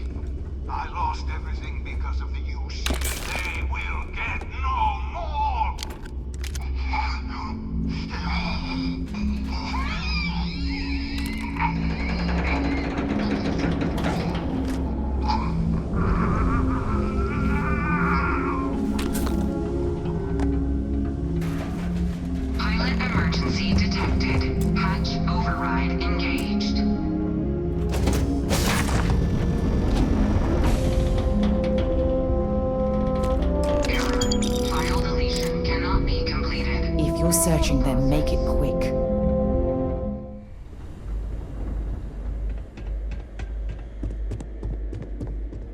Welcome back, Captain. Do you have some news for me regarding Dr. Orlaise?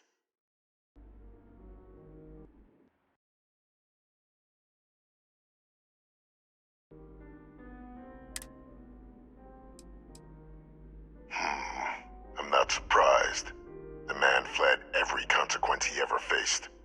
Of course, you don't expect me to just take you at your word, do you? Excellent. Please, deposit it in the transfer system. Transfer accepted. Would you look at that? Kept it all these years. Some simply couldn't let go of that old world. This is fine work, Captain. I can ensure the remaining team members find their way to the Red Devil's headquarters. Except for one. That one you'll need to collect yourself. His name is Kaiser. You can find him on the Freestar world of Nira, wandering the battlefield there. The area was ground zero for xeno-weapon deployments during the war, so I would arm yourself appropriately. And I think you'll want to check in with Hadrian and Dr. Walker before paying it a visit. Kaiser will likely have security protocols you'll need their help to overcome.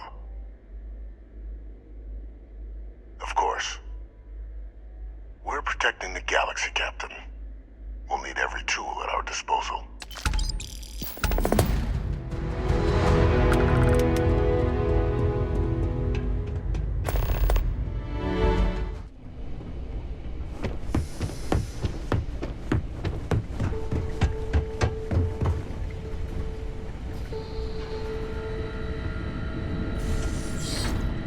Captain, welcome back.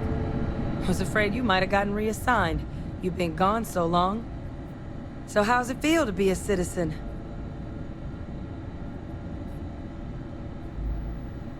It should.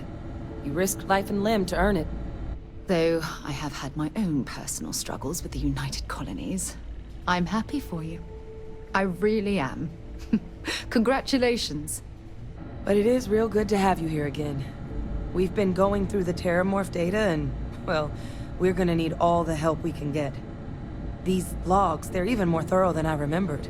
Genetic workups, population statistics, hell, even their food chain. I'd completely forgotten, for example, that there was a creature that actually ate Terramorphs. At this point, the data's given us more options to explore than we have people to work on them. That'd be something, wouldn't... I'm sorry, are you? You're serious? You found our research team? That's incredible. That accelerates everything. With them back, it'll let us... Wait. Kaiser. Did you find Kaiser?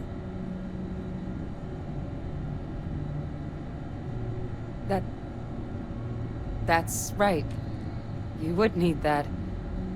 Whoever gave you these leads sure knew their stuff. Well, how?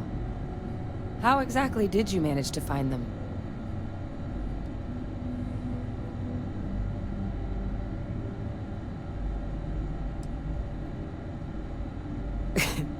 You can't be... Oh, you are serious. Okay. No more questions. But still...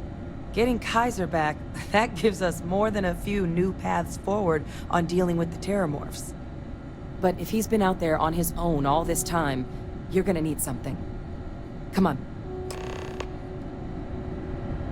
We've already made a lot of progress getting this place back online. Some of the containment chambers were a bit on the unpleasant side, but the facility staff made short work of that.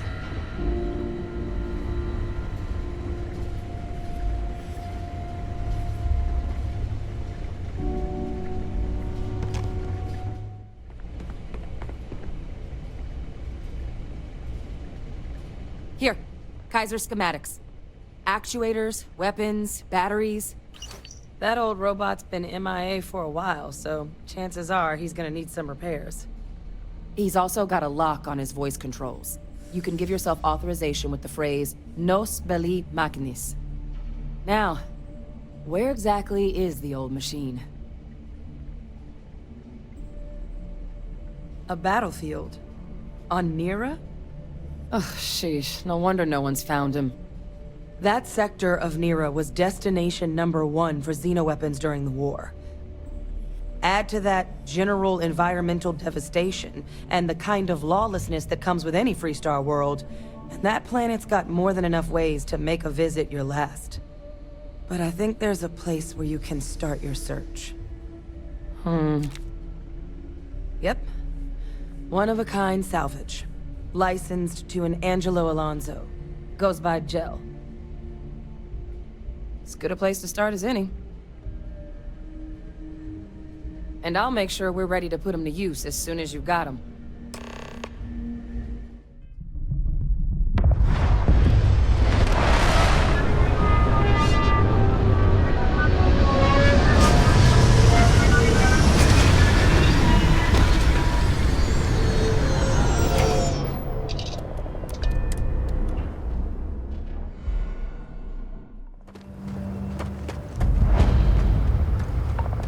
For advice on heading out into the field?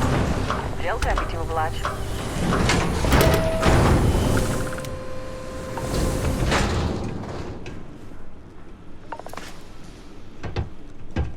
Lots to do. You understand. Hey! New model on the floor. Welcome to the one-of-a-kind. Refuge and rest home for the hardest scrappers anywhere. Name's Jill. Proprietor. Not here to make your fortune out in the fields then, huh? Suit yourself. But there's no bot named Kaiser around. Oh, unless you mean Captain Ahab?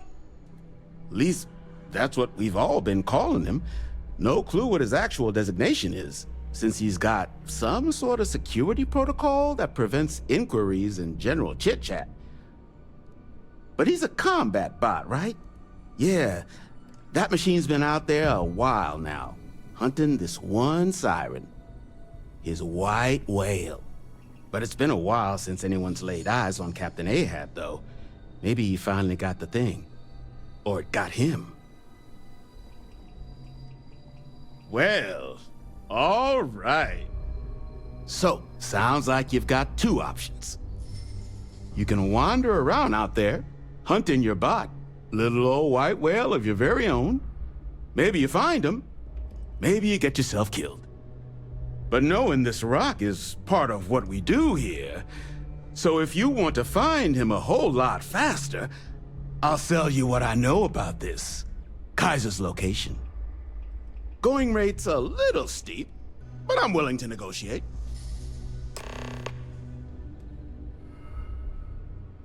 Pleasure doing business with you.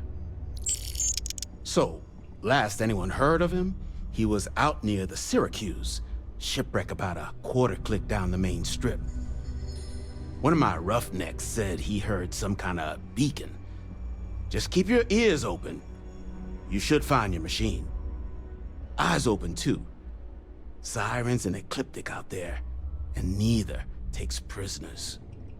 Oh, and corpse retrieval is not included in this transaction, so now you know. Give Ahab a Kaiser our best.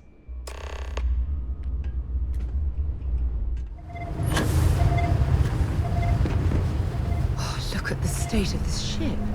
It's as though it's been picked apart from the inside out.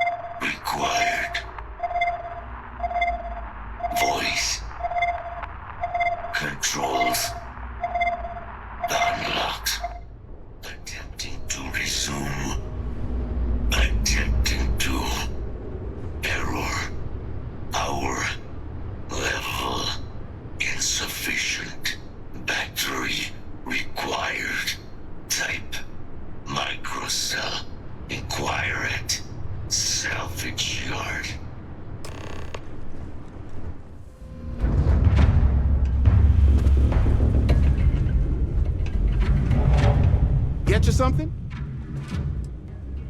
Ah, so that's where your machine's been. Ran out of juice. Heat leeches, wasn't it? Those little stowaways are everywhere on this rock. Suck the power out of a pen light if you let them. But a microcell, that's military-grade tech. I think we might have one, but I can promise you, it's not going to be cheap.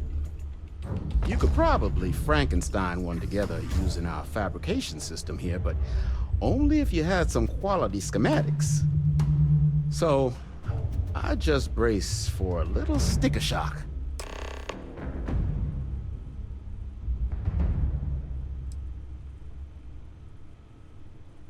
Here's what I've got.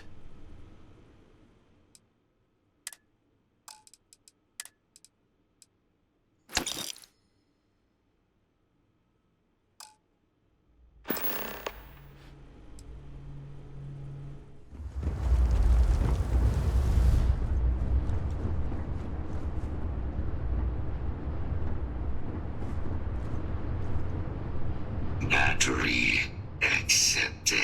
Operational power levels restored. Analyze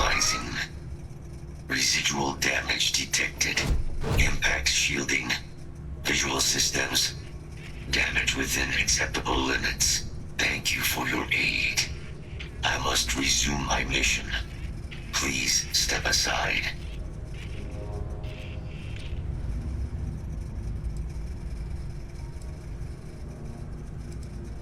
Major Sanon will have to wait.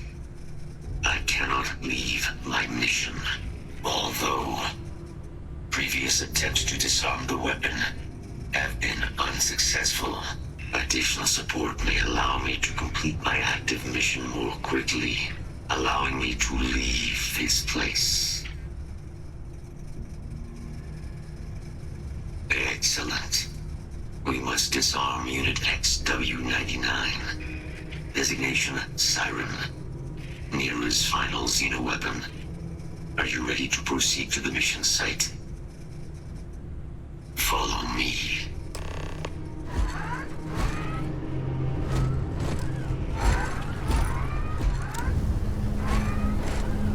Mind your step.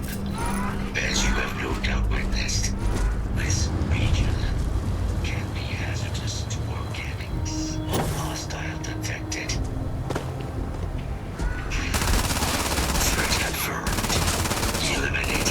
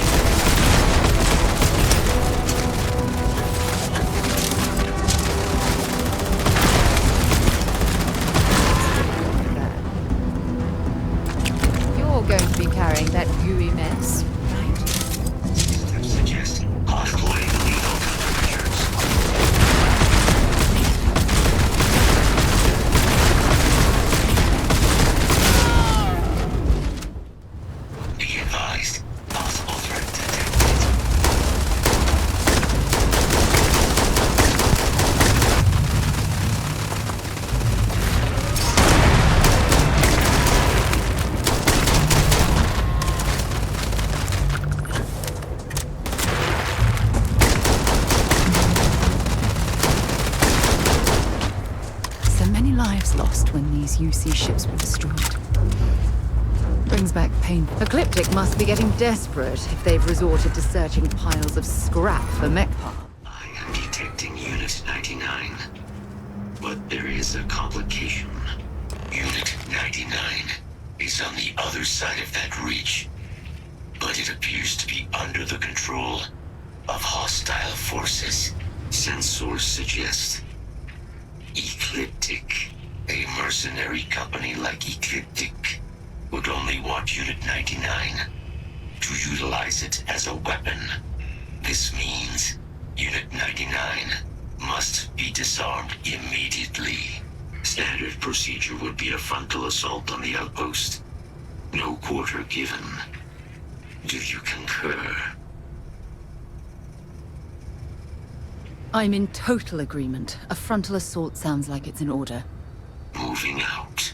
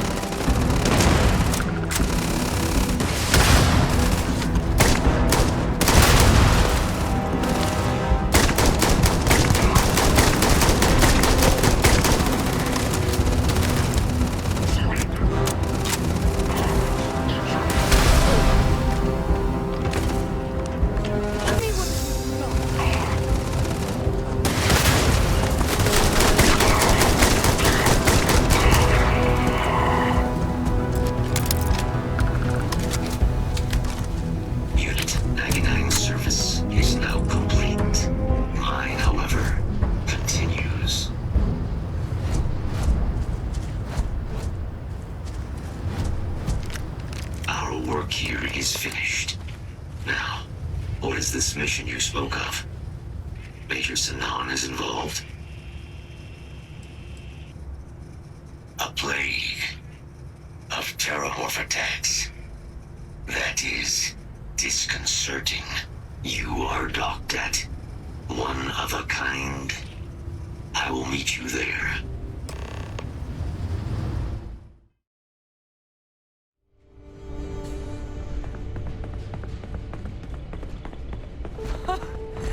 I can't believe it. Major Sinan, Dr. Walker.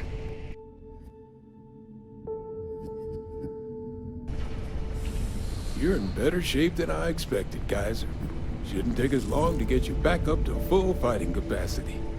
This is good to hear. I was told there was a new threat on the horizon. I wish to learn more. Percival will give you the full story. Plus, get you dressed for the occasion. Occasion? Where are we going? Londinian. Londinian.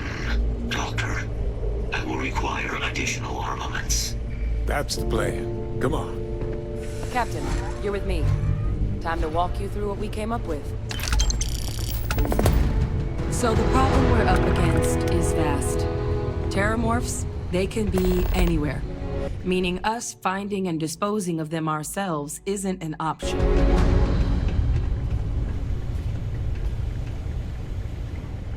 But what if we could let something else do the work for us? Come on, I'll walk you through what we're thinking.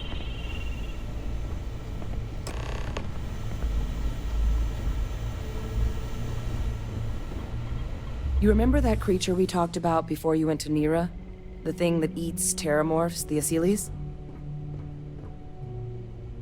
Apparently, they were bloodhounds for terramorphs. But when the UC ran low on synthetic foods during the Colony War, the Asyles were chosen to fill in the gaps. We thought they were harvested to extinction. But in the data, the research team found the location of a few remaining specimens. As you can see, what we're proposing is bringing them back. We'd breed populations of them, distribute them to human worlds, and then let nature take its course, using a method that thousands of years of adaptation have already perfected.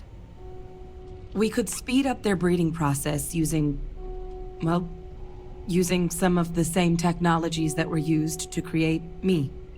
We even think that with some time and investigation, we could use the Asyles' hunting skills to track down the terramorph transmission method at long last. Find out how humanity spread them and put an end to the terramorph problem definitively. I really think it could. Now, there is another option for removing the terramorphs from our worlds. It's faster, maybe even more efficient, but riskier. A microbe. Something we could aerosolize, let spread, and have it clean up anything with terramorph DNA for us, which would include morphs, and we expect their transmission method. It'd still take time to build, test, and distribute, but no other method could hold a candle to it when it comes to sheer efficiency. Not even the Asyles. Well, so that's tricky. Both plans are going to take major investments in time and resources. We're talking years of work, not to mention some highly specialized materials. Terramorph cell lines we can breed quickly and consistently to test on. Asyles' gene samples we can use to rebuild their bloodlines. Or sharpen our microbes' tracking skills. Not the sort of things any labs just got lying around. But we think we found a lead. One place in the known galaxy where we know we should be able to find all the materials we need. All paths lead to Londinian. Exactly what I was hoping to hear. Now, the UC has a small operating base on Londinian's outskirts. We're cleared for access, but we'll need to check in with the base commander, Sarah Hatum, when we touch down. I'm gonna help Percival and Kaiser prep, but once that's done, we'll rendezvous with you there. But you need to know, Londinian, it belongs to the Terramorphs. They'll have anti-Xeno gear for us at the base, but I'd make sure you've got your favorite arms on hand.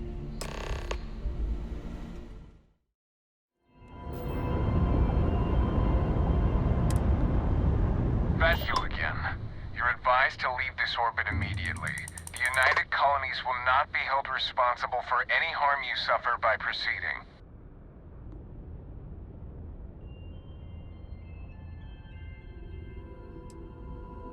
Critical mission? Oh, you're with the collection team, aren't you? Fine. We'll send word you're on your way down. You're cleared to land.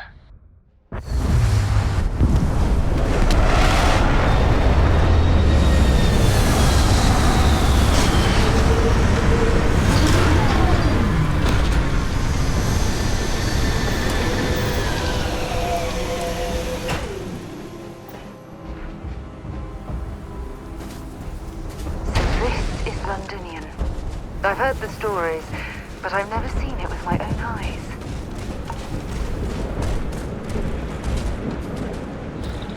Shoot! Inside the barriers! Double time! You a casino unit?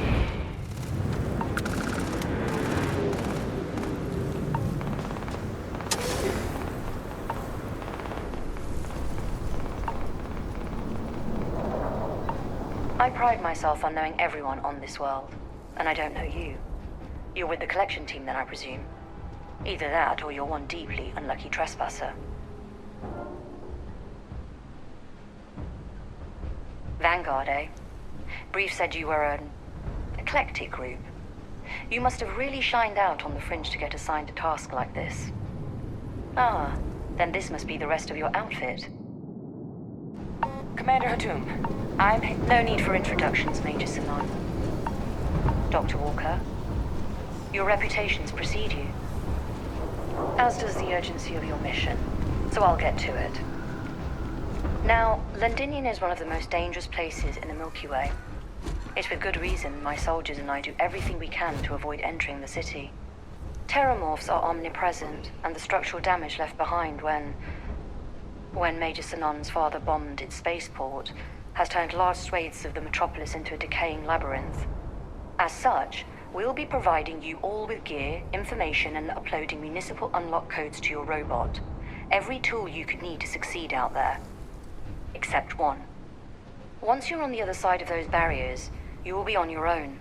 If you get into trouble, my people will not be coming. Do we understand each other?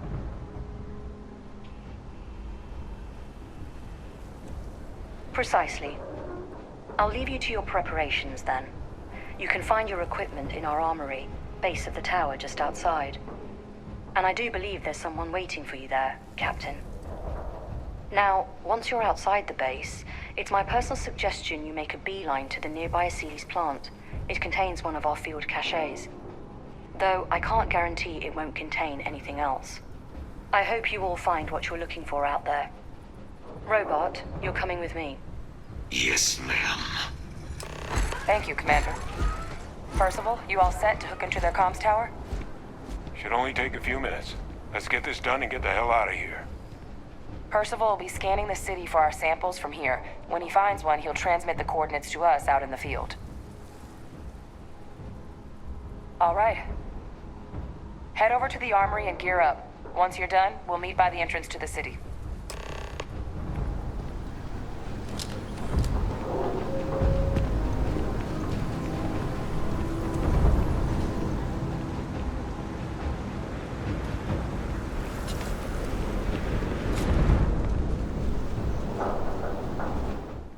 Okay.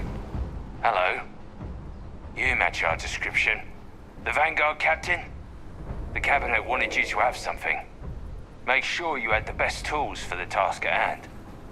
Now, if you'll excuse me.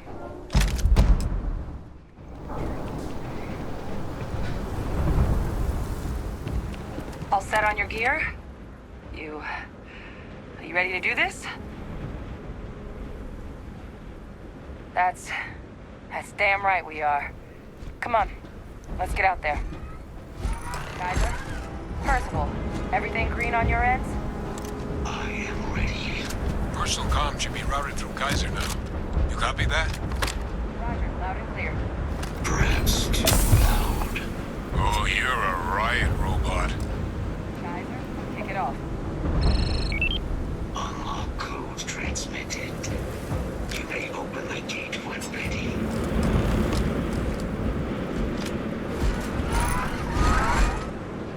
On our way into the city. Percival, where are we heading?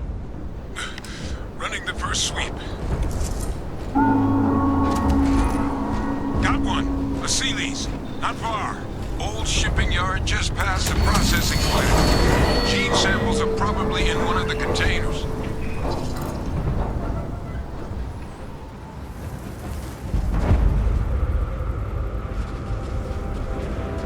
You picked the wrong one.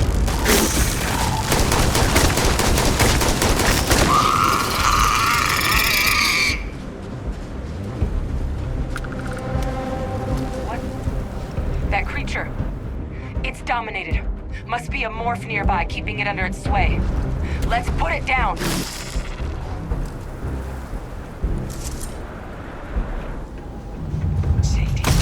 Morph him. Clean him up.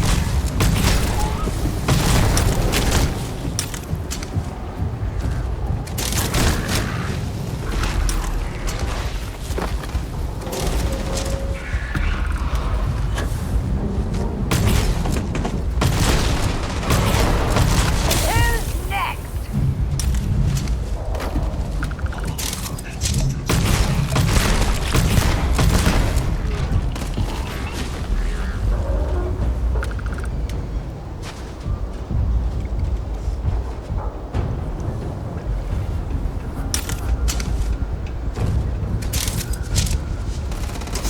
Protocols active.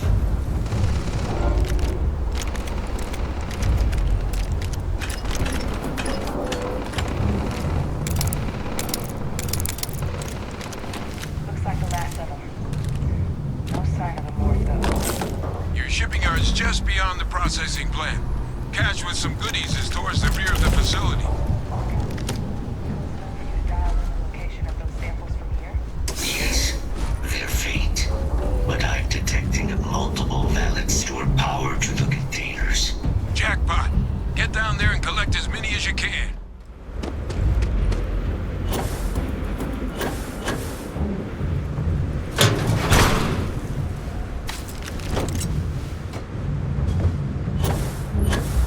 Morphs! Open fire!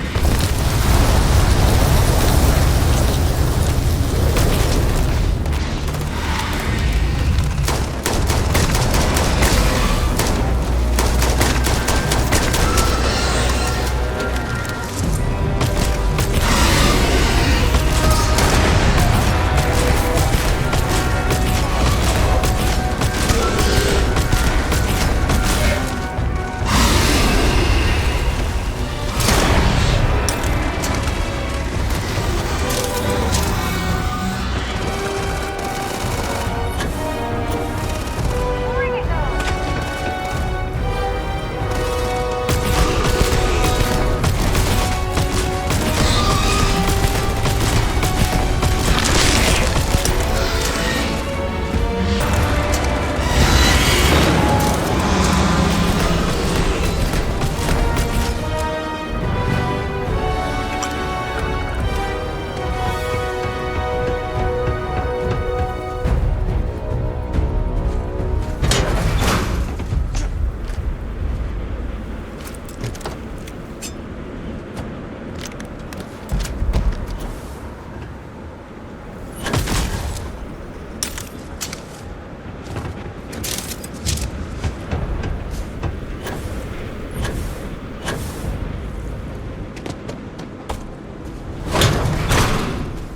All Asili's samples collected.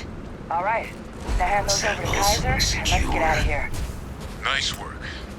Now, earlier scan picked up a valid terminal sample, but, well, it's in the spaceport. And the quick route there looks like it got blasted when the port did. There are steam tunnels under the city, which will allow us to access the spaceport. What do you... That's right. Kaiser, how did you know that? I'm not sure. Percival, you see any better option? Not from where I'm standing. You've got our answer. Access unlocked. We may proceed.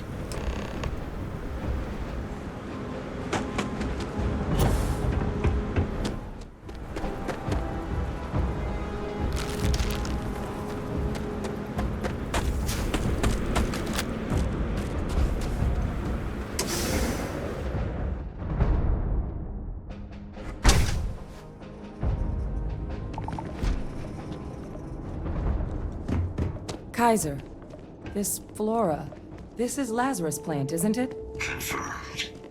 You know, no one even realized it was a living thing until someone got it under a microscope and saw it had cells. Can't be cultivated anywhere but Londinium. Real marvel. All these leeches. What's keeping you things warm?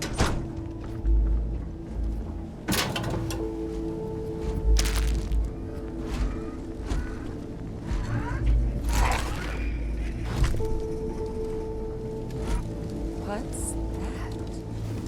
My God, look at it. A Lazarus in bloom. You know, we might be some of the only... What's happening? Have you seen this?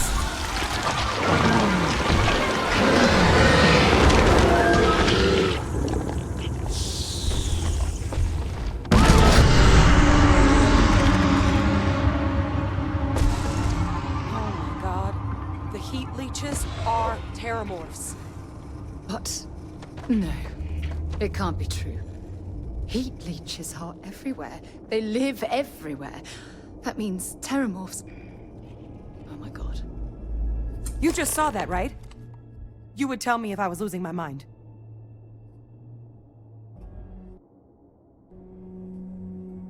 That heat leech became a terramorph. The pests that have snuck onto every planet are baby terramorphs. Heat leeches hide out in ships, sneak away after landing, and then, with time, they transform. We just found out how terramorphs move between planets. Pretty Major is right. But if what we just saw, if that's possible, the Lazarus plant, it's clearly an accelerant for the terramorph, a heat leech transformation process. Make one into the other in an instant. But that means if anyone knew about this, they could trigger a terramorph spawning. You could sneak a leech into a city, or even multiple leeches, into a place like New Atlantis. Good God. The attack on New Atlantis, could someone have set that up? But first, you'd have to know the truth about all this. Well, we're never gonna know if you don't catch that thing. Get after it. We may proceed. Go!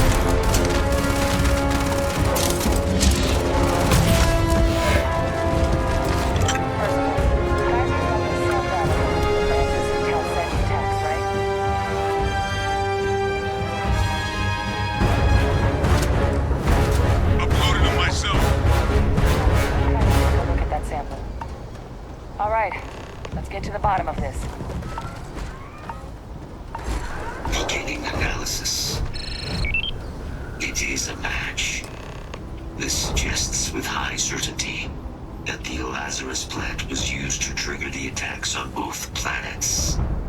There's no way a plant this rare, this fragile, just shows up here, New Atlantis, and Tau Ceti. The transformations on those worlds, they must have been triggered by human hands. Captain, do you understand what it is we just stumbled on here?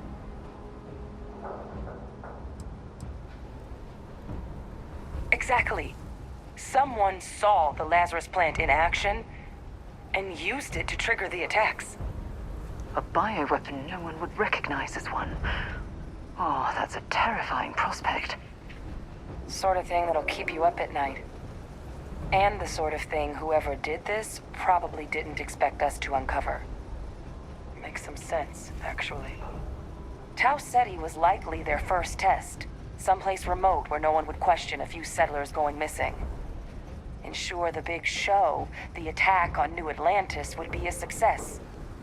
And the timing of that one. It couldn't have been just luck that it happened right when we were asking the cabinet to do something about the terramorphs. These attacks. I think someone planned them to set all this in motion. They certainly were. But having this answer, well, it raises a couple big questions. Who could pull something like this off? And why?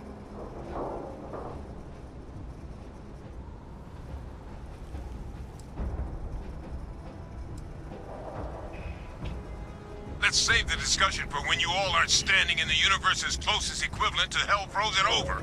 If we're gonna do anything to prevent more terramorph attacks, human cause or otherwise, we need that final sample. Roger that. Kaiser, get us into the spaceport? The entrance is this way.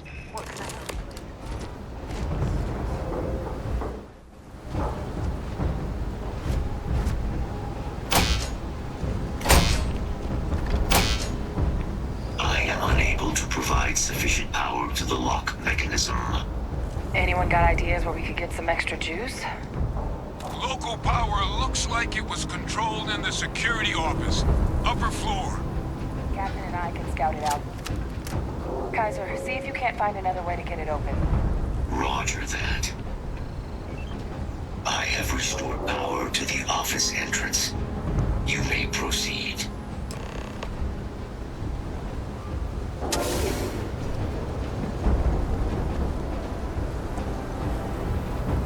There's the control panel.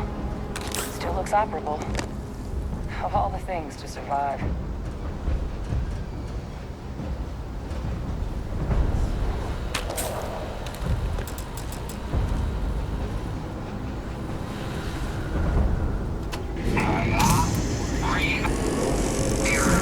Control system reboot required. And we do that. Ah, Captain. I think I see it.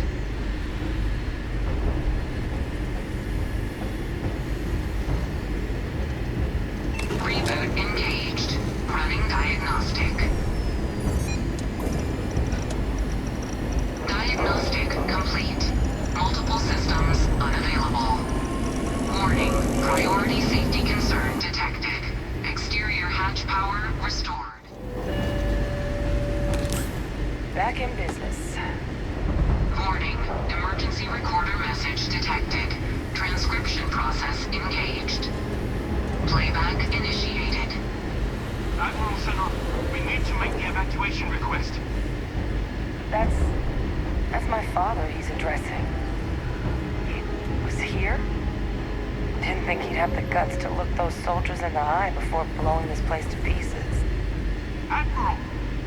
It just transformed. An invisible weapon. No planet would be safe. Colonel, the troops that closed off the sewers after my evaluation, they're all in this facility. Other than our casualties, yes, sir. Good. Get them into defensive positions around the spaceport. No one leaves. I'll send ships as soon as possible. Thank God. None of us wanted to go down swarmed by those things. That won't be your fate, Colonel. You have my word. Transcription complete. Physical copy available. An invisible weapon. He knew about the Lazarus plant. Grab that recording. We should talk.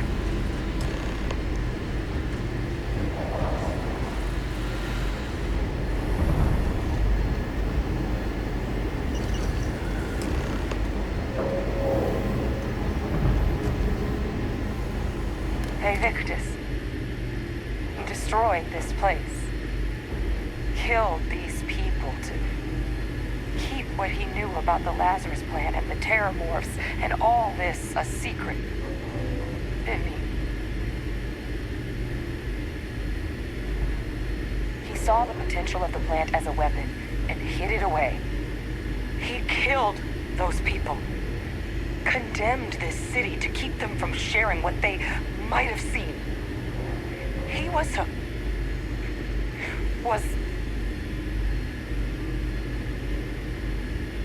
yes, exactly what we all thought he was. But I guess that's just another part of his sick legacy now. He thought he was protecting us all, taking the secret to his grave. Only he didn't succeed. Now someone else knows about the Lazarus plant and is using it exactly how he feared.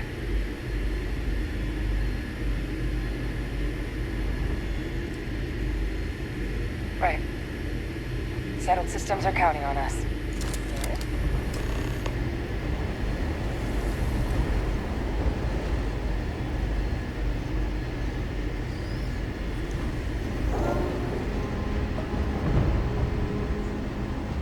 Kaiser!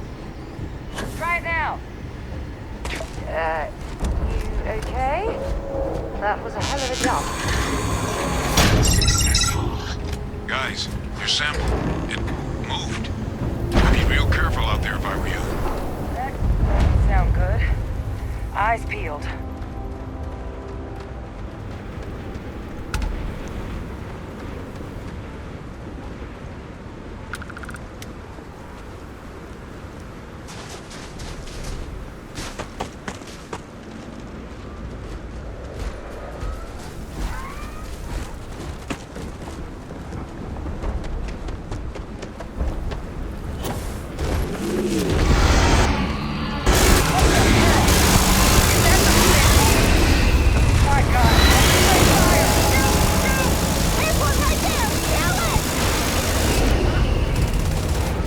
Well then, let's get it all we've got. You want to call it quits?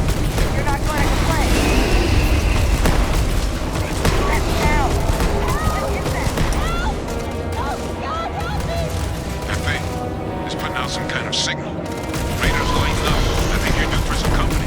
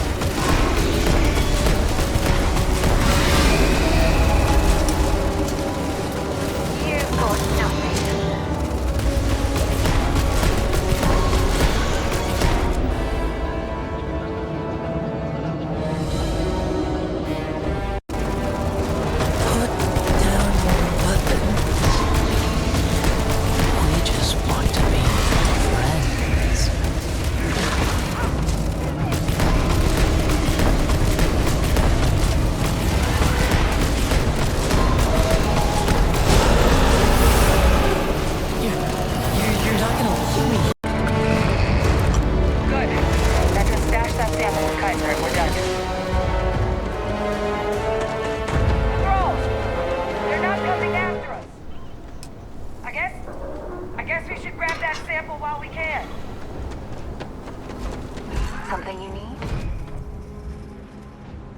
Final sample secure. All wrapped up. Time to get the hell out of here.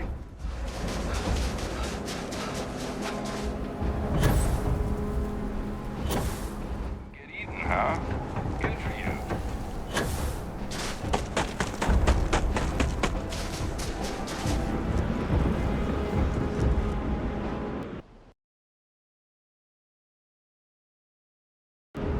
Look at all of you.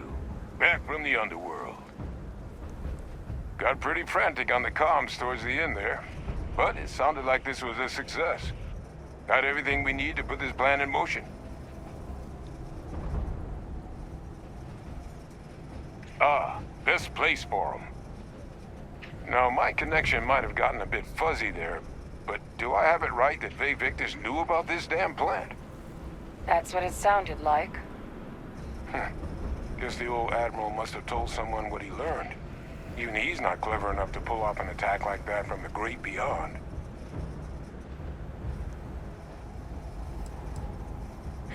That's putting it lightly.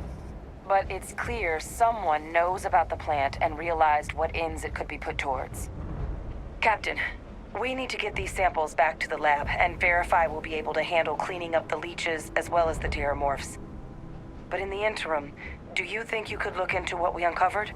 See if you can turn up any information on who might have committed the attacks?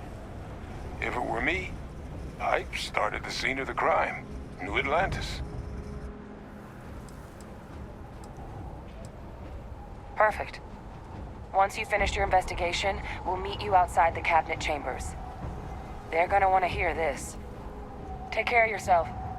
No telling who might be involved.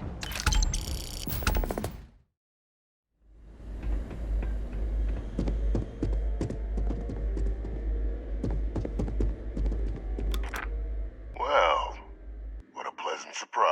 When I heard you and Hadrian were headed for Londinian of all places, I presumed you must be onto something big. Did you find what you were looking for?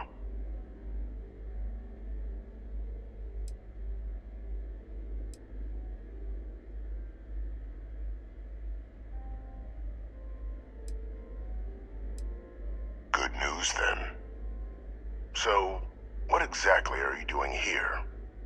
Plenty still to be done in defeating the terramorphs, no? Did you?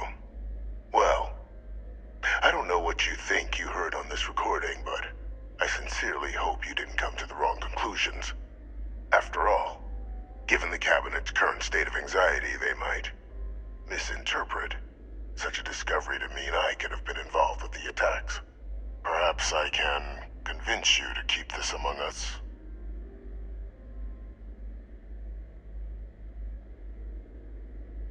You want to hear the words, then? I did it.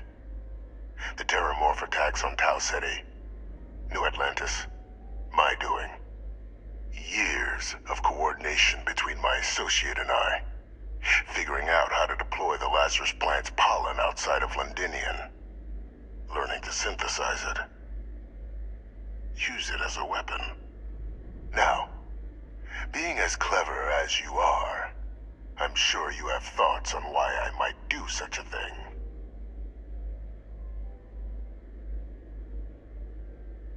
Oh, my revenge was far from petty, Captain. The attacks were a correction.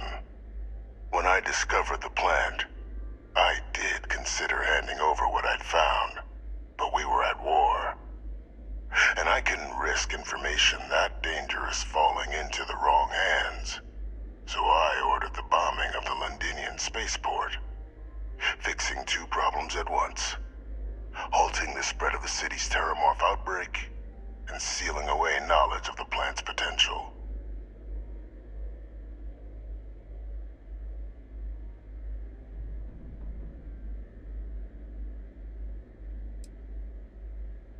Simple to say now, but with the outbreak raging from a barely understood source, the moment demanded quick action. So I did what was required. I removed the dangerous variable from an already catastrophic war. But then, as the war ended, my trial, my execution, I made a decision. After all,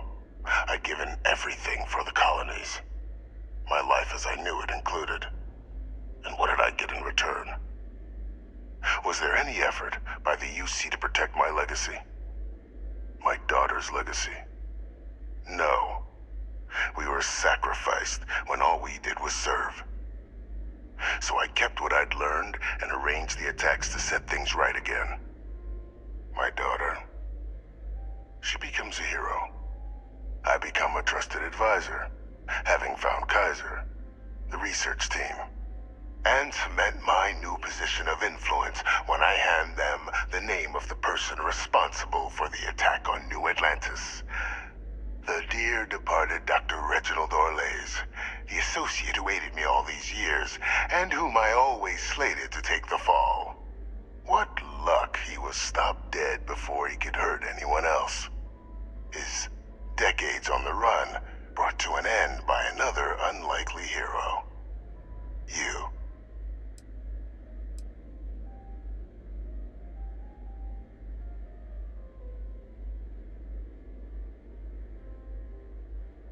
There are no heroes without a villain. I simply arranged the opportunity for us to overcome one and become the other. And we all benefited. It's why I had Orlays reprogram Kaiser. Had that old machine guide you to where I found the plant all those years ago. I went to great lengths to ensure your and Hadrian's success. And look at the results. I know for a fact the Cabinet's planning to honor both you and Hadrian once this is all done. Isn't that preferable to languishing away in obscurity? Running jobs on the tail end of nowhere for the Vanguard? With only the vague hopes of perhaps earning the right to buy a home in the well someday.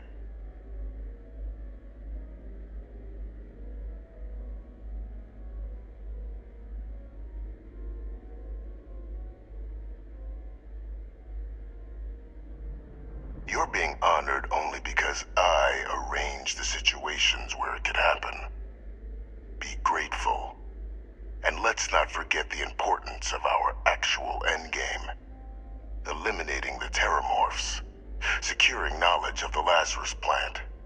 What we've set in motion is going to protect thousands, maybe millions of lives. I'm simply requesting one more life be protected. Mine. I've already sent along the evidence of Orlays' role in the attacks to the Cabinet, leaving out my own involvement. All I ask is that you confirm as much to the Cabinet. Tell them that it was Orlays and Orlays alone. After all, I do still have a long list of threats to the UC. This needn't be the end of our good works together.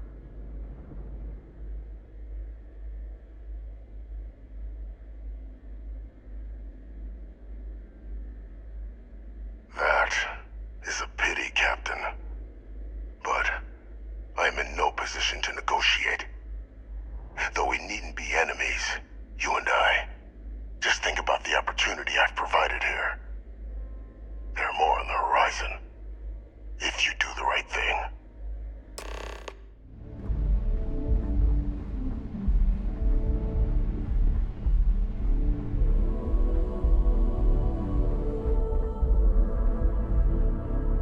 Perfect timing. We just got in.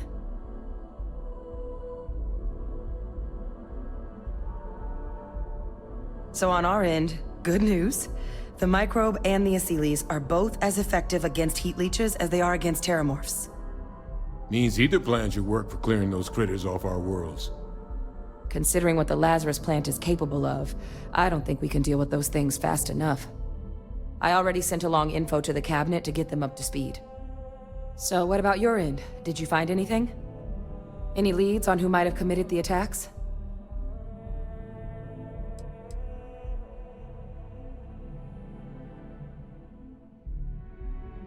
That seems unlikely, considering he's been dust for about 20 years. I'm sure the Captain just misspoke. Right?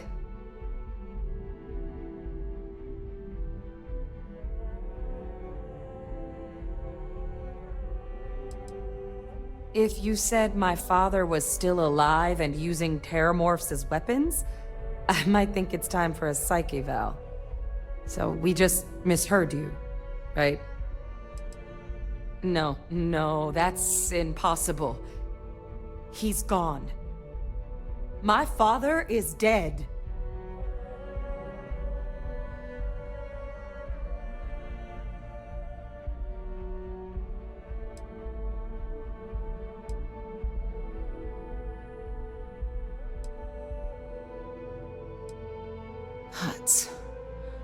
That's quite the revelation.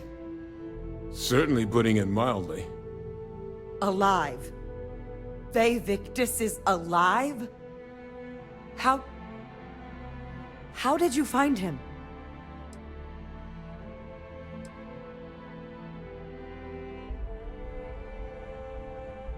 Wait. You knew he was alive and didn't tell us?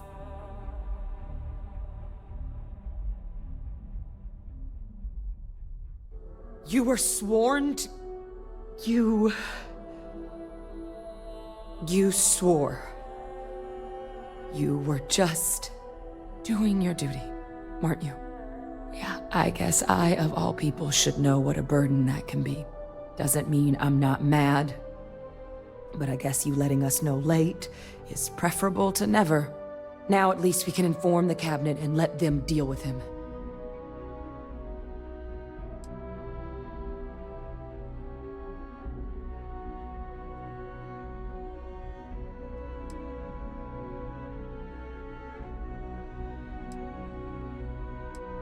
Exactly.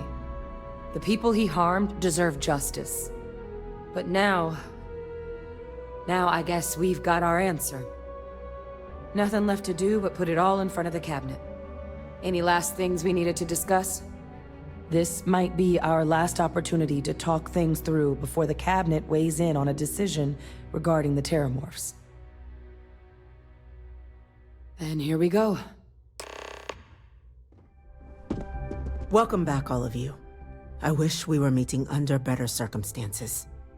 But according to Hadrian's report, and the second one I just received, it seems the Terramorph attack on New Atlantis was no random occurrence, but a planned strike. Is what I'm reading here true? My God. An attack? Using Terramorphs? How is that possible? You will all receive a full briefing once we're done here. So then, is what the second report claims correct? Did Reginald Orlays commit these attacks, Captain? Orlays?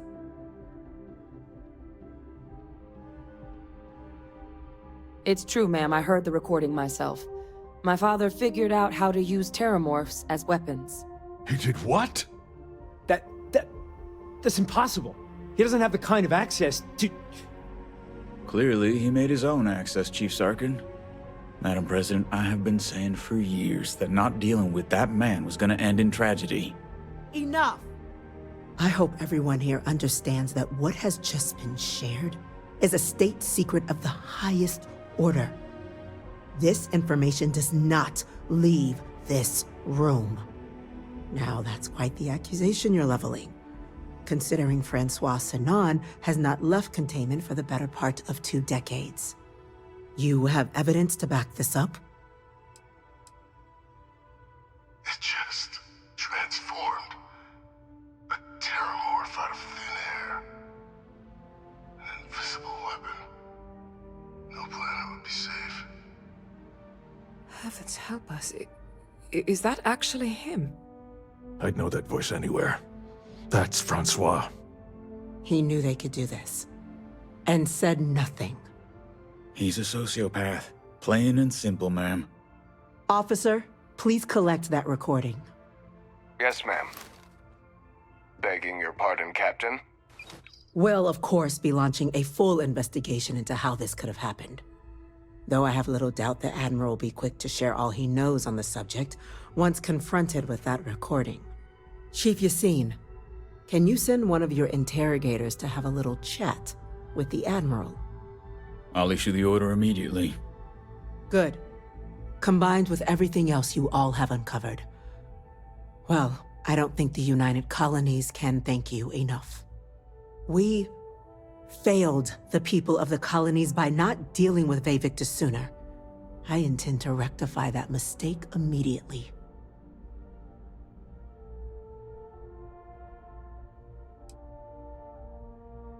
It's well past due. Now, with our villain unmasked, we can attend to the other matters at hand. With the threads you've brought together here, the Lazarus plant, the attacks, the heat leeches, the three of you have likely spared thousands of lives. But it now falls to the cabinet to ensure this can never happen again. As such, the cabinet will be securing the Lazarus plant on Londinian. All materials related to the plant will be classified to ensure no one else learns its true nature. A sound decision, Madam President.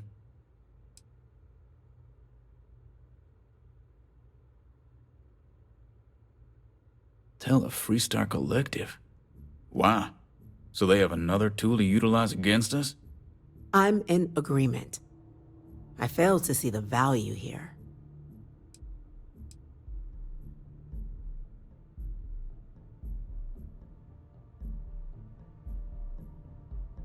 Indeed. Open relations at this point would be critical towards maintaining peace. Huh. That is an interesting idea. A grand gesture to further display this cabinet doesn't think like those of the past. The observers on Mars have proven such a gesture can bear fruit. So, you want us to make nice with the Collective by sharing our state secrets? No, I want us to display plainly the UC's actual intentions, that the plant will never be used as a weapon again. That does sound worthwhile, Chief Kulkarni. Very well. We'll get the Collective involved in the management. Thank you for the suggestion, Captain. So then, to our final topic. The Cabinet has agreed to implement a plan that will deal with the Terramorph, and now also Heat Leech presence on human worlds. In fact, we've already begun enacting measures to check all UC ports and settlements for undiscovered nests. But we all understand this is only a partial solution. The project we're embarking on will be a long and difficult one. So our first step must be deciding how exactly this all will be handled. Madam President, this microbe is clearly too much of a risk. The Aseles are the safer approach. To someone with limited knowledge of biology, perhaps? The technology behind the microbe is solved science, Madam President. It isn't dangerous. Using it to wipe out the Terramorphs would be the quickest path to protecting humanity. And fast results always lead to the best outcomes, don't they? As you can see, there remains debate among the Cabinet. We were hoping your group might issue a recommendation. Major? We've had a few discussions, but our group is similarly split. Only the Captain has yet to weigh in. I see. Captain, I know this may not be your area of expertise, but we'd like to know your take on the matter.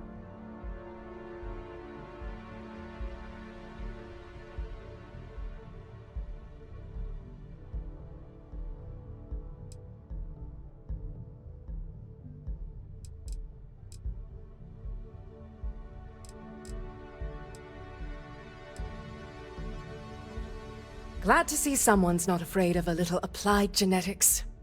The science division is in full agreement. I doubt there's another body in the galaxy that could pull it off. Absolutely correct. There are no better hands in the galaxy for this project than ours. Order, please. And Major Sinan?